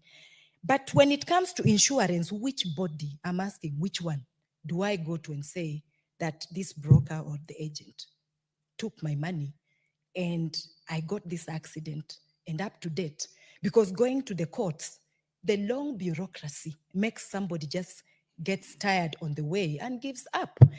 And that makes many people don't even trust these insurances. It has remained for only the upper class, and the upper class in Kenya are very few, maybe 10% of the Kenyan economy goes to the right few ones that are trusted. What I want here is an institution, a body that looks like LSK, but it's an insurance body. That looks like TSC, but it's an insurance body. A body that can give certificates to all agents that represent various insurance institutions. If they come with that certificate, then we can trust and do more and save lives, or not just deposit or keep giving to a place that is like, it's going just to, like they say in Swahili, kiendacho kwa mganga hakirudi. So it's a beautiful idea, but then what exactly do we do when we feel like we have been conned? Thank you, Madam Speaker. Very well, member for Keses, Honorable Ruto. Thank you so much, Madam Speaker, for this opportunity you've given to me. First of all, on onset, allow me to thank my chair for Finance and National Planning Committee, Honorable Kimani Kuria, for spearheading and steering our way to ensure this particular bill is here in the floor of the House today. It has taken a length of time, knowing that it has gone through a lot of rigorous process, more so stakeholder engagement, which I participated. And Madam Speaker, to say the truth, I think this is one of the sector that has been lagging for quite some time. It is one of the sector that has a lot of interest in it. There are many players in the chain of this particular business. Those who are coming together, organizing themselves into an association, into a company called brokers, are people who find out an opportunity in doing or in trading in insurance covers. And for any other reason, it has also established many regulatory bodies that, if you look at the objective of these particular regulatory bodies, has got no divine and definite focus on the people in it. And I want to say this, that this particular bill is coming at the right time, that the sector and the financial sectors being put together is crying to have a people with technical knowledge, with level of competence, that not only they can do the business, but more so they can provide advisory to the people. Where many people have been suffering from lack of understanding of kind of insurance covers to take or policy to take for that purpose, to secure or to protect their interest in terms of business or even life. Why? Because anybody who finds an opportunity or lacks unemployment, because we all understand the level of unemployment in this country, like any other country in the world, is rising every now and then. Somebody wakes up today, he finds himself in the industry, or she finds himself in the industry just because it can give an earning at the end of the day. And what has happened there? It has caused a lot of chaos and confusion. Sometimes many people have lost their values, their monies, even what they thought they have covered the risk in it, because they were not guided well. Neither there are no clear instruments or tools that can confer confidence to this particular person. Madam Speaker, this particular bill today, whereas you can hear many people talk about the whole sector, it is a unique thing that is coming to organize the sector. Because a system minus people is a failed system. We've had many systems in place that has created a lot of levels, that has created a lot of confusion in those levels, and there is no way when somebody gets affected, you can have a clear body to run to, or a person to go and bleed or to make your appeal on your case. But this particular bill, Madam Speaker, is going to put three major things. Number one, establishing an institute. This institute is tasked with an enormous role. The major role is to ensure that it puts up a people that are going to operate within a given standard environment. A standardized environment that is guided with legal framework that is able to guide this particular practice. The other issue is to give a definition of the person who is an insurance practitioner. Because what we've been lacking, unlike the other professions like accountant, where I come from, I'm a certified public accountant, where an accountant is defined by Accountants Act. And for this person to be an accountant, other than going through normal education, knowledge, and skills, this person has to be subjected through another training to ensure that this person is well established in the knowledge of this particular practice. To the level, after accomplishing that training, through the Accounting Standards National Examination Board, CASNEB, that person is certified. And that person is subjected to another institute called ISPAC, where they are going to register, after also going to ensure that they have taken through proper training and tests, and ensure they have been subjected through a given practitioner, a given professional, and this person is well assured that he has knowledge enough to be able to deduce or to be able to discharge that particular duty. And for this purpose, on the Insurance Practitioners Act that we are bringing in through this particular bill, this is going to ensure that consumers, that Kenyans will have confidence in the people they engage. Look at the Matatu sector, the way there's a lot of chaos in it. Some people have found an opportunity in it, and people lose a lot of money. We have an emerging issues like border sector, Madam Speaker, where we even don't understand how to evaluate the risk, because we have no people who have come up with a policy on evaluating a risk of a customer who sits spare without anything supporting. And they are moving in the same road with a lot of risk and vehicles. Many cases of accidents has happened if you come to Motiching and Defarol, that we even have a dedicated facility to address the issues. But if you look at the kind of suffering the families are going to go through, there is no insurance that is ready to take up those challenges, because the sector is not organized, because there are no people to give us knowledge. One of the issues that, Madam Speaker, we have to appreciate that this particular bill is going to bring about is to ensure that Kenyan insurance sector can be standardized and matched with international standards, so that any business or a Kenyan can have a business that is covered in Kenya and can be accepted even outside Kenya.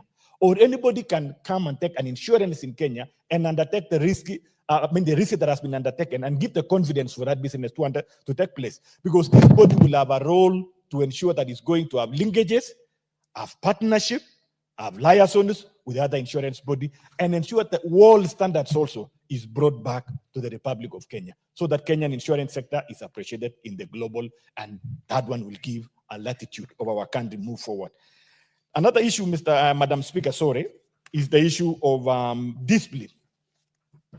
You realize most of these practitioners, some of them have been going scot-free, and they have been messing up around because nobody's checking on them.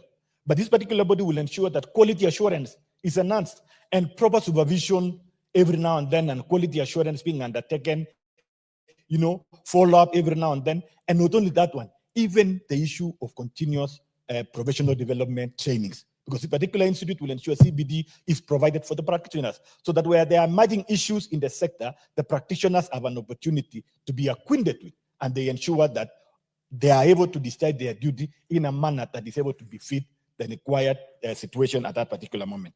The other issue, Madam Speaker, is about when we were in public participation, a little bit we had issues with the sector which has been existing, and they were feeling threatened that probably are we taking away the roles and their functions they have been doing, like the Kenya College of Insurance. They fear that probably establishing an examination body is going to take away their role. No, this particular bill doesn't bring about an institution or a college, but instead it's just going to establish a body, a board that is going to sit down and define and design the standard training and examination that the same colleges, not only the Kenya College of Accountants can do, Kenya College of Insurance can do, Kenya College of Accountants can do, any other institution can offer, any other private college can offer training, but the examination that is going to be set for every practitioner across the board within the country, and who knows even outside the country, because Kasnab, I'm aware they are training South Sudan accountants, Uganda accountants, and even sometimes even Tanzania, and both around that, that we subscribe together to the same formation.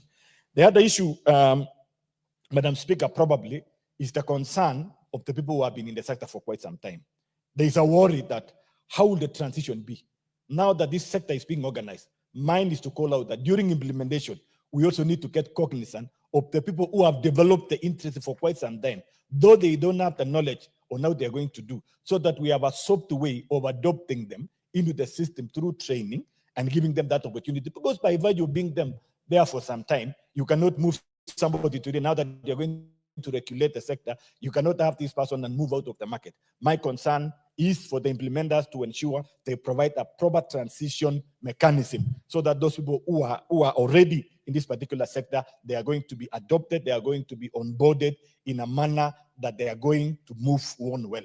But nonetheless, to say, I'm sure, again, it will provide a better mechanism to sieve out those who have been lying to the people, those who have been camouflaging as insurers, and yet they have not gone through training. May I not mention anybody, but we saw the other day some people given names qualified for a given profession, but we saw an institution coming out stronger and say, look at this, we are not aware in our register, in our role of register, that so and so has been trained and has been qualified and has earned the name, duly named, that are given or that are reserved professionals for this name. And we saw everything change, because if you are not careful, you realize this market will get confused, and in future we will have no people to be relied upon. So this particular one, I'm calling upon this one, and not only insurance, There are many other professionals that we need to look at. I'm also proposing a bill to ensure we also standardize banking sector, we standardize procurement sector also, because it's another area also that we've been looking at a lot of challenges on procurement corruption. We also need to organize this. With that much I've said, thank you so much, Madam Speaker. Very well. Member for West Mugirango, Honorable Mogaka. I want to thank you, Madam Speaker, for giving me the opportunity to make a contribution. And as I do that, permit me to thank and congratulate our Chair of Finance for scoring yet another first for the 13th Parliament by bringing this bill that is going to go a long way to regulate one of the major players in the finance sector, an intermediary which has hitherto been not regulated. This law, Madam Speaker, is so key so that even if you are talking about life insurance, medical, property, personal accident, motor, all these insurances are offered as products in this republic in a market that is so porous that everybody carries themselves as an insurer. This proposed bill, Madam Speaker, will now define what a professional is in the insurance sector, whether a surveyor, whether a consultant, so that then we are able to assign responsibilities to the various practitioners in the industry as defined in Section 2 of this bill.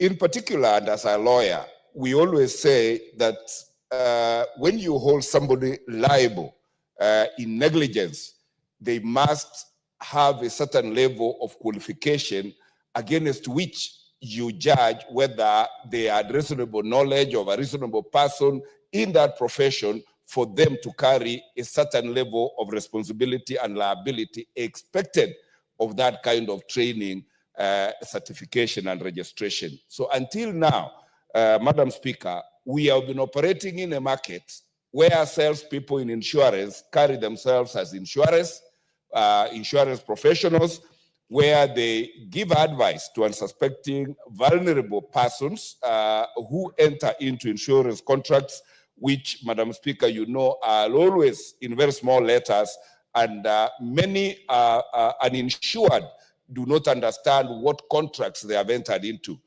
This bill now distinguishes who is an insurance consultant who can give you advice against which you can rely, and if you find that you have lost, then you hold that a consultant liable. It then also now makes it easier for whoever is a professional practitioner in the insurance sector to take a professional indemnity, so that in the event there is a claim against the advice they have given, then that person will also have an insurance cover that will cover the liability that will crystallize in the event that they misjudged the advice they gave to a client and that client lost money. Madam Speaker, all professionals in this country are almost now getting regulated. When I was practicing banking, I was a member of the Kenya Institute of Bankers. As an accountant, you cannot practice without being a member of the Institute of Certified Public Accountants. Even human resource practitioners have a law now regulating and defining who professionals in that sector is, and so are the marketers, engineers, medics, even teachers and people in ICT. So this bill was long overdue, and the insurance sector should be celebrating that this 13th Parliament has led them from a general market to a professional practice that now will ensure that we do not allow quacks to operate in that sector. Madam Speaker, through this bill, we will be standardizing both the qualifications, registration, and conduct of practitioners in this profession. And once we have standardized, that opens our gates to globalization, so that any insurance inquiry around the world can go into a website and establish what is it that is required to practice as an insurance professional in this republic. Otherwise, so far, we have been having a very unscrupulous business people walking into Kenya, setting out brokerage businesses, using a license of a certain broker who is not practicing, and they continue doing business even when they are aliens in this country. This bill will resolve that problem and ensure that only licensed practitioners and qualified are allowed to practice in this country. I want to join and support the member for cases who said that as we introduce this bill, and I would suggest to the Chair of Finance, there is already a practice in the insurance profession in this country without this law. And therefore, if this law or this bill gets assented to, we need to inbuild the transition clauses that will not bastardize those who are already practicing in this economy, but give them a grace period for them to comply, because that is how civilized countries and civilized nations like Kenya is always practice. And through these parliamentary proceedings, let those who do not have this kind of qualification start preparing for them, because we want all the time to put our country on the national platform on a competitive edge, so that we can be active participants in the global financial market. I want to thank the chair and the committee, and I want to thank you one more, Madam Speaker, for making me voice. And I can't sit before appreciating the people of West Mogrango, to whom I'm forever grateful for giving me a chance to bring my brains to assist in formulating such legislation. Madam Speaker, I support. Thank you very much. Member Fonjoro. Thank you very much, Madam Speaker. Once again, allow me to thank you for once again granting me to contribute to the Insurance Professional Bill 2024, which has been spearheaded by my neighbor in Molo constituency, where we border with Njoro, my constituency, for this fantastic professional bill. Madam Speaker, when I was looking with the presentation which is there, this is the bill which is going to make Kenyans to do work with a lot of confidence with insurance companies, because we have gotten a lot of challenge with what is happening in the country. And Madam Speaker, another thing which I appreciate with what the bill is talking about is the first question I'm asking. When Kenyans want to go and learn about the matters of insurance, where do they go? And Madam Speaker, when I see if Kenyans wanted to travel from Turkana, probably from Nakuru, maybe northern part of Kenya, maybe Pokot or Coast, the only place they can go for learning matters of insurance, it's only in Nairobi College of Insurance. Therefore, Madam Speaker, what this bill is also trying to do, it is trying to make sure that Kenyans can be empowered in their different respective areas, that it allows that even the institutions we have in our respective constituencies, like the TVET, like the universities and other registered organizations on the matters of education, they can also empower our Kenyans, making it easier for each one of us, of them.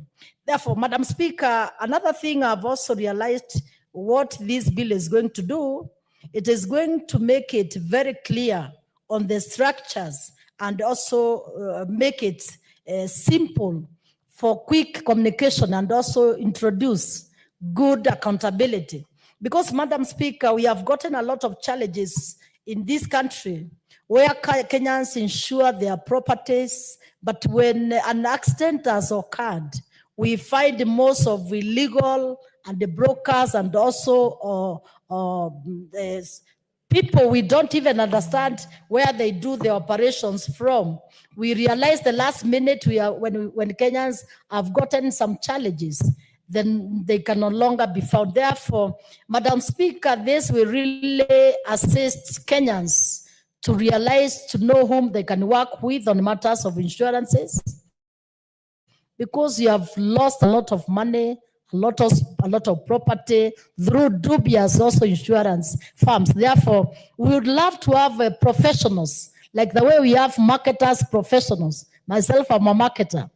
Therefore, we would admire to have such professionals which have are really guarded well in the law. And Madam Speaker, another thing I thought it will also assist Kenyans. I sometimes ask if Kenya was traveling to Uganda or to Tanzania, and probably there was an accident with a foreign vehicle in a foreign country, what would happen? Therefore, when I saw this bill, it's also making sure that it has covered professionals in Kenya and the East Africa region. I find it will assist us, Madam Speaker. And another thing also I have learned about it, it is because the same bill establishes the Insurance Institute of Kenya, which becomes a professional organ, which is really going to guide and to come up with the right procedures and the processes to ensure that there's also good conduct and also to install disciplines in this country. And Madam Speaker, why I seriously support it, I had also a challenge this year where I just wanted to renew my insurance. And by coincidence, where I was going, I did not even tell people whom I was. And I realized someone was even trying to come up like, we cannot insure your vehicle. There's a claim raised against your vehicle. And actually it was a pure lie. Therefore, Madam Speaker, I am expecting this bill is going to make a lot of transparency also. It is going to ensure that there is a proper communication. There is also right information, because most of the times another problem Kenyans have, it's where after you have gotten a problem, there is lack of right information, and sometimes there's a lot of hide and seek.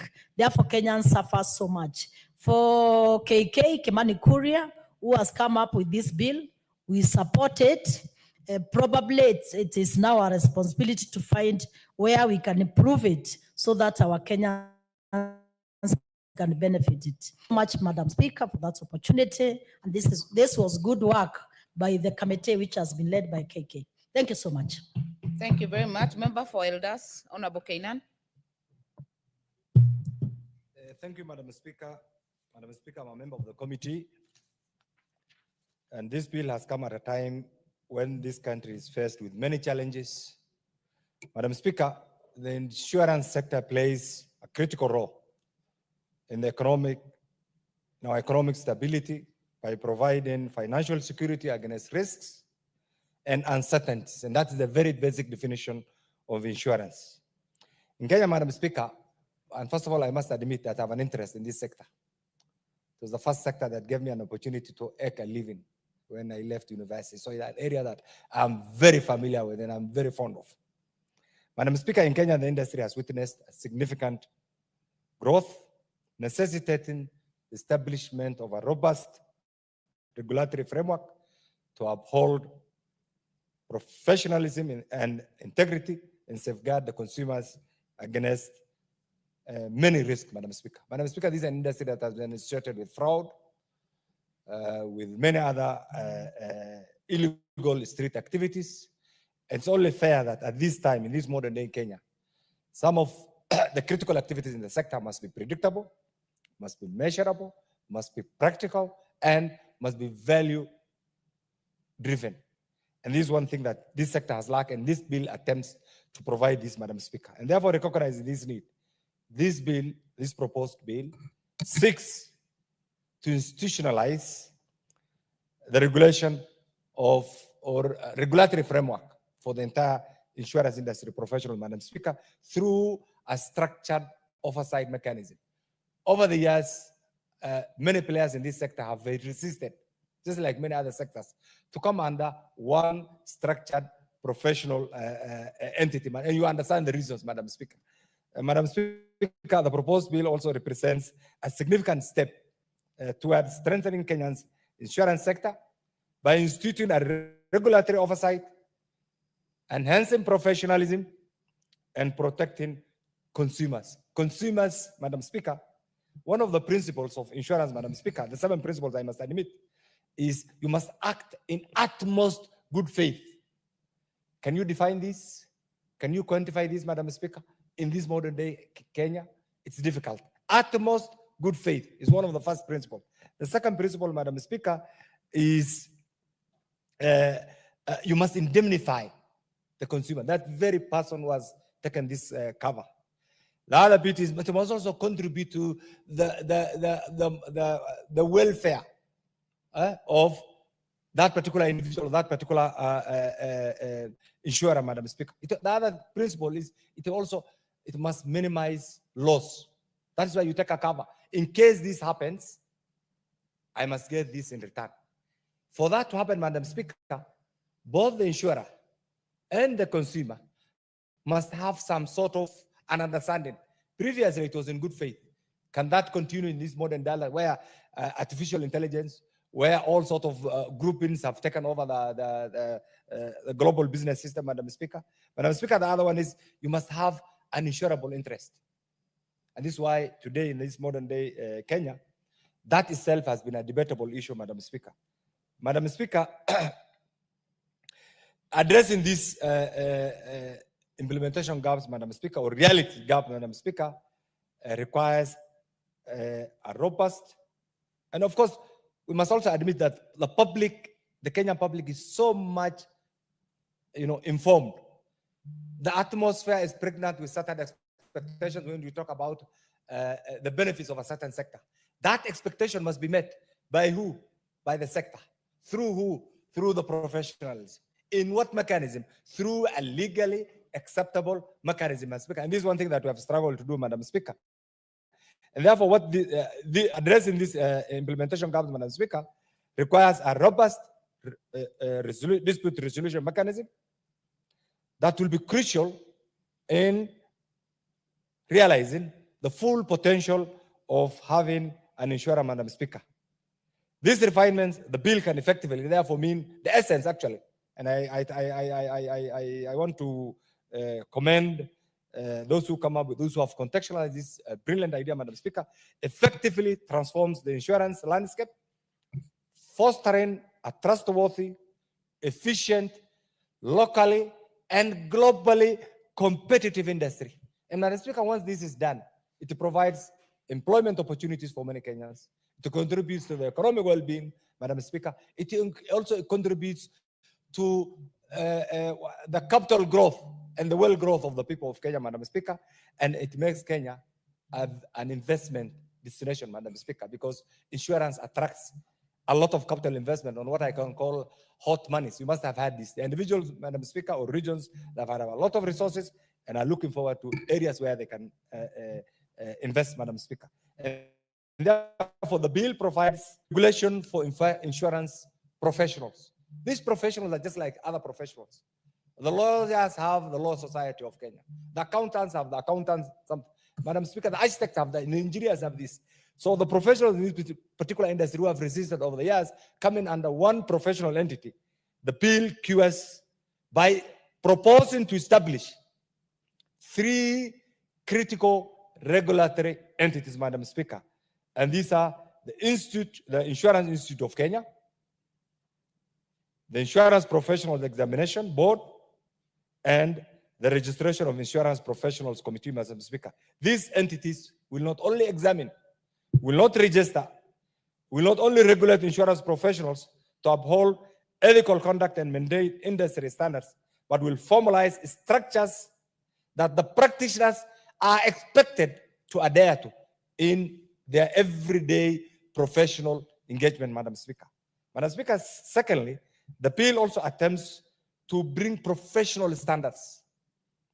You are not just every quack who has a piece of paper, who can go to the streets, talk to Sweet Talk, a motor vehicle owner, an individual who is struggling to have life insurance, a medical insurance, must meet certain professional standards. meaning you are expected to undertake a minimum professionally driven, professionally centered, professional oriented examination so that you understand the dynamics of that particular sector. So it's not going to be a free for all industry where every person is expected to carry a business card, a bag, and pretend to be an agent of any particular entity. And I'm glad that this has been proposed in the bill. And therefore, Madam Speaker, this being a financial sector, any financial sector, professionalism and adherence to ethical codes are paramount. And this is critical in this bill. Therefore, by mandating stringent qualification criteria and continuous oversight, Madam Speaker, the bill aims to elevate the level of confidence, competence, and integrity among insurance professionals to any other critical financial, Madam Speaker, profession. Therefore, once this is done, this in turn will foster confidence in the sector, enforcing credibility, because I said one of the principles of insurance is to act towards good faith. I think this only happens in certain societies, Madam Speaker, and it's slowly waning because of the changing dynamics of the human race, and therefore reinforcing the credibility of a sector that is largely driven by action in good faith, Madam Speaker. The other bit, the third component in this bill, Madam Speaker, is consumer protection. What safeguards do we have for the many vulnerable insurance seekers, Madam Speaker?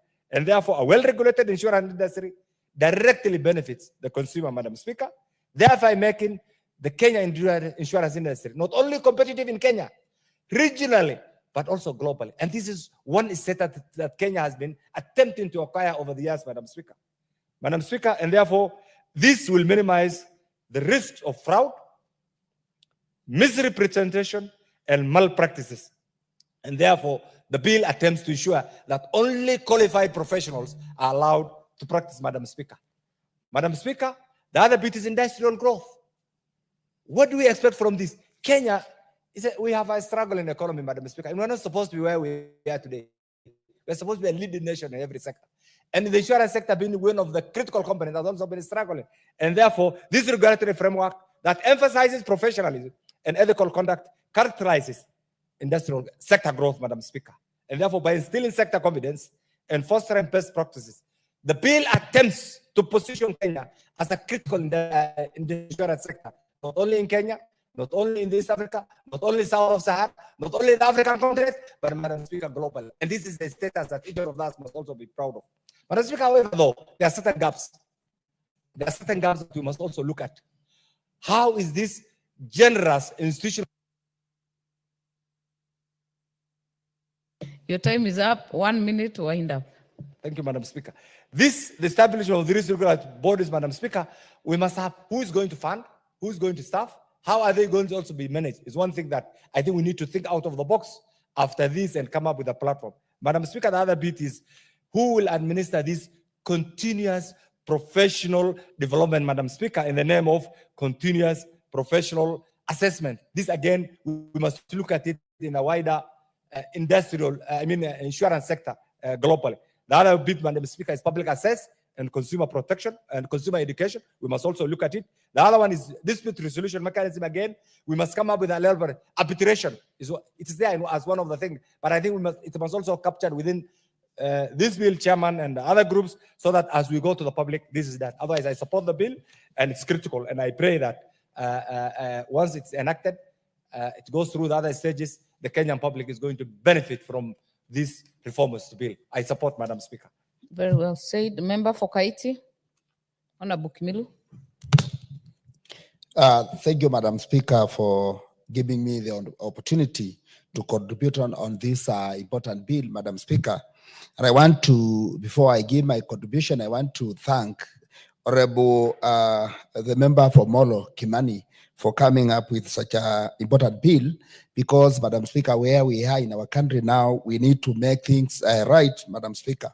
Madam Speaker, I want to support the insurance bill 13/2024 because, Madam Speaker, it is very important for such a bill to, because it will make, we make things right in our country, Madam Speaker. Madam Speaker, insurance bill, once it becomes a law, we'll be in a position to strengthen the sector and make the sector to gain a lot of support and weight. Madam Speaker, professional insurance bill, it will come up with a good measure to make sure that, Mr. Speaker, as a sector, we make sure that we make those quacks who sometimes just spouse to be insurance men and women, Madam Speaker, that once it becomes a bill, because it will make sure that before you become a insurance person, you have to meet a certain criteria, Madam Speaker. And this will also make sure that no quacks who will be enter this sector pretending to be insurance people, Madam Speaker. Madam Speaker, we also need, once it becomes a law, it also educate Kenyans, Madam Speaker. And Madam Speaker, I have a case in my constituency, Kaiti. And last week I was handling a case whereby a guy had got an insurance with his car. And after an accident, he has been taken to SACCOs for more than a year without being paid. Madam Speaker, when this professional bill becomes a law, some of these small things will be avoided, because things will be right, because we will not be in a position to take our clients into SACCOs, Madam Speaker. Madam Speaker, the bill will also help empower the institution and make the institution look more better than it is now, Madam Speaker. Madam Speaker, also the bill will also help the sector to gain, as when people are trained into a certain level, they have certificate and they will not hide anywhere, Madam Speaker, and pretend that what they are doing is right, and hence they are not doing the right thing, Madam Speaker.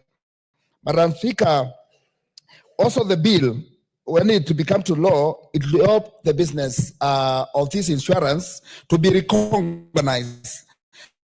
Madam Speaker, if I was checking through I was going through the bill, Madam Speaker, and I see even globally, Madam Speaker, if you go to a country like France and UK, they have the same bill, Madam Speaker. And this bill, it's important because if even globally, we can have somewhere to go and benchmark, and a country like Kenya, we need to come up with such a law. In fact, it came at the right time, Madam Speaker. And this is the time we need to join hands together. I urge all my colleagues to join hands together. We pass this bill to become a law so that we can also help our country, Madam Speaker. It will also, Madam Speaker, help make the profession, like we have a law profession bill. We also have the same law profession in law in medics, and having this in insurance, Madam Speaker, it will be very important. Madam Speaker, also conmen and con women, UPAUs. I remember there are some of financial institutions whereby one was conned, and when he was trying to follow his money, he get that he ended up, and because he had already insured the organization, he borrowed the money, was insured. But he ended up losing a lot of money because there were no offices, there were no any structure on the insurance, Madam Speaker. So, Madam Speaker, putting good structure in our institution, Madam Speaker, it will help this country. And Madam Speaker, because I can see time is running and also want my colleagues to contribute, I support, Madam Speaker. Very well. Member for Kitui West, Honorable Nyenze. Thank you, Madam Speaker, for giving me this opportunity to also hear my views on this great bill on insurance. Let me take this opportunity to also congratulate a member of Parliament, Molo, Ms. Honorable Kimani, for bringing such a bill. Madam Speaker, I note that this is a bill which will make provision for establishment of an institute, an insurance institute of Kenya, and also come up with the insurance professionals, examination body for the professionals, and also come up with a board which will do the same. And this will provide for examination. It will also, this body will also provide for registration and regulation of standards and procedures. And by doing so, such an institute and such a body would bring checks and balances to this. So institution will be run with the standards, and it will bring regulation, it will bring supervision of the insurance sector. And by doing so, it will just be like any other professional body, like we have in other fields, like with engineers, with marketers, with the lawyers, with the human resource personnel. All these people have their institute, and whereby there are checks and balances. It's also very important to note that such professionals will actually be issued with the practicing certificates. And these certificates, which they'll get from this institution, will give them registration. And this one will make sure that people who are not disciplined, because it will also bring about discipline, that people who are not disciplined can be deregistered. And this one will be through a disciplinary committee, which will ensure that these people follow the procedures and the rules which are set out in the institute. Madam Speaker, we find a lot of conmen, and also as a result, and quacks, and also blockers who are not serious with the work of insurance, but they have found themselves there without the qualifications. And these ones have meant even the ones who are qualified lose trust in the insurance, especially with the investment with insurance. Most Kenyans doubt whether when you invest through an insurance, by the end of the day, you'll get your deals. So with such an institute, they will give confidence to Kenyans. They will give confidence to people, even when they insure their vehicles, even when they invest with insurance, they know that there is somebody where I can report. There is somebody which takes care of discipline. Such instances have happened where people, and I know of a person who insured with a or for the person to be turned down when the car had an accident, only to find that in the first place they were not insured at all because the money was not remitted where it was supposed to be remitted. And such an institute and such a body would ensure that there are checks and balances, and people would have confidence in this institution. So this is a very good body which will bring assurance to the insurers that things are being done in the correct way. So with all those main remarks, Madam Speaker, I support the bill. Thank you. Thank you. Member for Kuresoi South, you're not visible on my screen. Next to you. Thank you, Madam Speaker, for giving me this opportunity to add my voice in this important bill. First and foremost, I would like to take this opportunity to thank Honorable Kimani Kuria, MP for Molo, for coming up with this bill. That is the Insurance Professional Bill 2024. And from the onset, Madam Speaker, I want to say that I support this bill. I've just looked at the bill, and Madam Speaker, I want to say that this bill will bring a lot of sanity in the insurance industry. This bill has just come at the right time. People have suffered for long. The principle of insurance, there is the principle of indemnity. and the principle of indemnity is to bring back the person who has suffered from a loss to his former position financially. But people have suffered because they've been dealing with the wrong people. When accidents occur, you find those people disappearing. So, Madam Speaker, I can see now this bill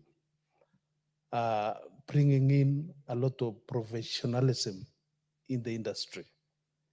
And therefore, professional misconduct will be a thing of the past. Madam Speaker, this bill also provides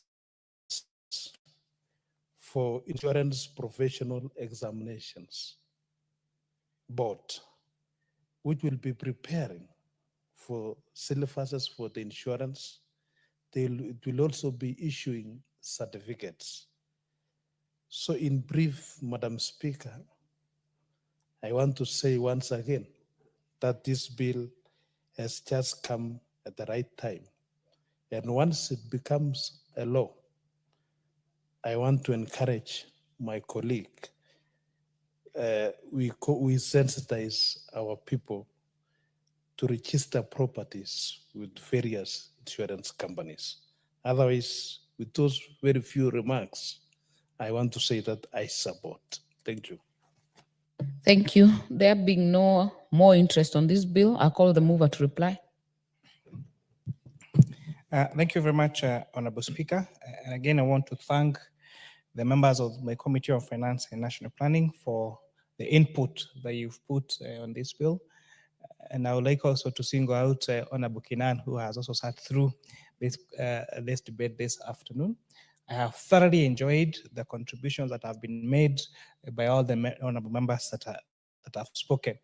And I want to assure you that the views that you made are going to use that to enrich this particular piece of legislation. And maybe as a reply, one of the issues that I think was raised by the MP for Funyula when seconding was on the question on the fourth schedule, which provides for establishment of a disciplinary process for these particular insurance professionals. Honorable Speaker, the intuition by the honorable member was that this could disadvantage these professionals or be a source of unnecessary bureaucracy. And maybe I checked through what other pieces of legislation that registered on professionals have said.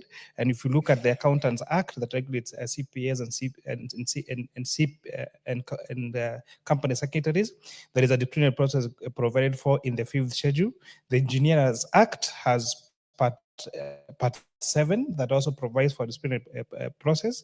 The Human Resource Management Professionals Act has part 5 that also provides for disciplinary process. The Advocate Act, part 11, also provides for disciplinary process. So this particular provision of a disciplinary process is not any different from what has been provided for in the other piece of legislation. So we are hoping to accommodate as many of those remarks by honorable members as possible during committee of the whole house and ensure again that we have a very good piece of legislation.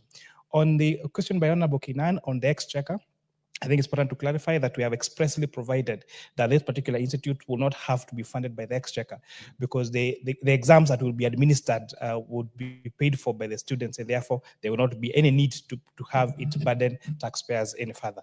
With that, Honorable Speaker, I beg to reply and thank everyone that has contributed immensely to this particular great piece of legislation, and to thank the people of Molo constituency for giving me a chance to serve in this parliament. And when they told me when they come to parliament, they want to see the MP proposing good laws for this country. And this is one of them. Thank you, Honorable Speaker.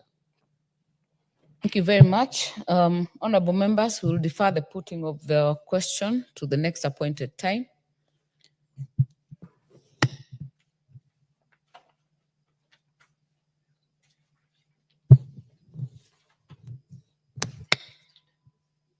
Next order. Order number 11, the political parties Amendment Bill, National Assembly Bill number 35 of 2022, second reading.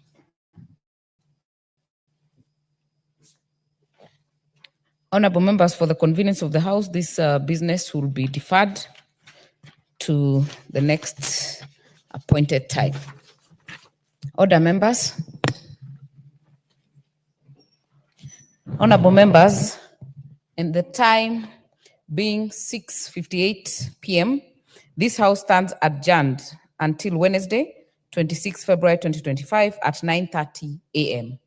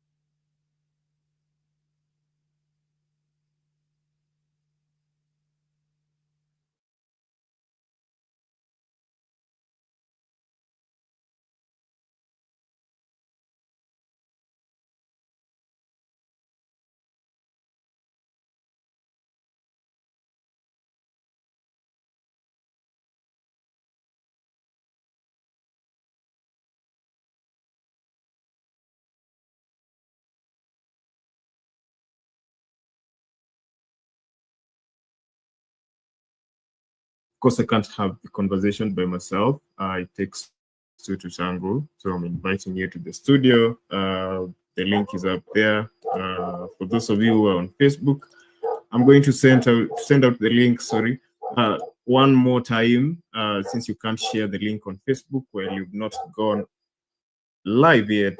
Now there you have it. So the link is out, share it out. Those of you who want to just join in the conversation and break down today's topics with me, you're welcome to do so. Now, Raila is back in the country after his AUC, that is African Union chairmanship loss. And he is announcing his next moves in politics, and they were seen together with Ruto today in Mombasa. Ruto is on a tour of Mombasa this week, of the coastal counties, the coastal region this week. And, you know, they were with Ruto at State House Mombasa, and together they talked about Raila's future plans in politics. And the conversations are just beginning across the country. What might be his next move now that they've announced this together with Ruto? Is this a hint for a possible coalition from now going forward into 2025? Those are just the questions that are arising. What does this mean for the political landscape in Kenya? What does it mean for 2025? How does it unsettle the status quo that exists now in politics? Is this good for the change that we've been pushing for since last year, especially? Is this bad? Does this unsettle? Does this help to just gel the country together?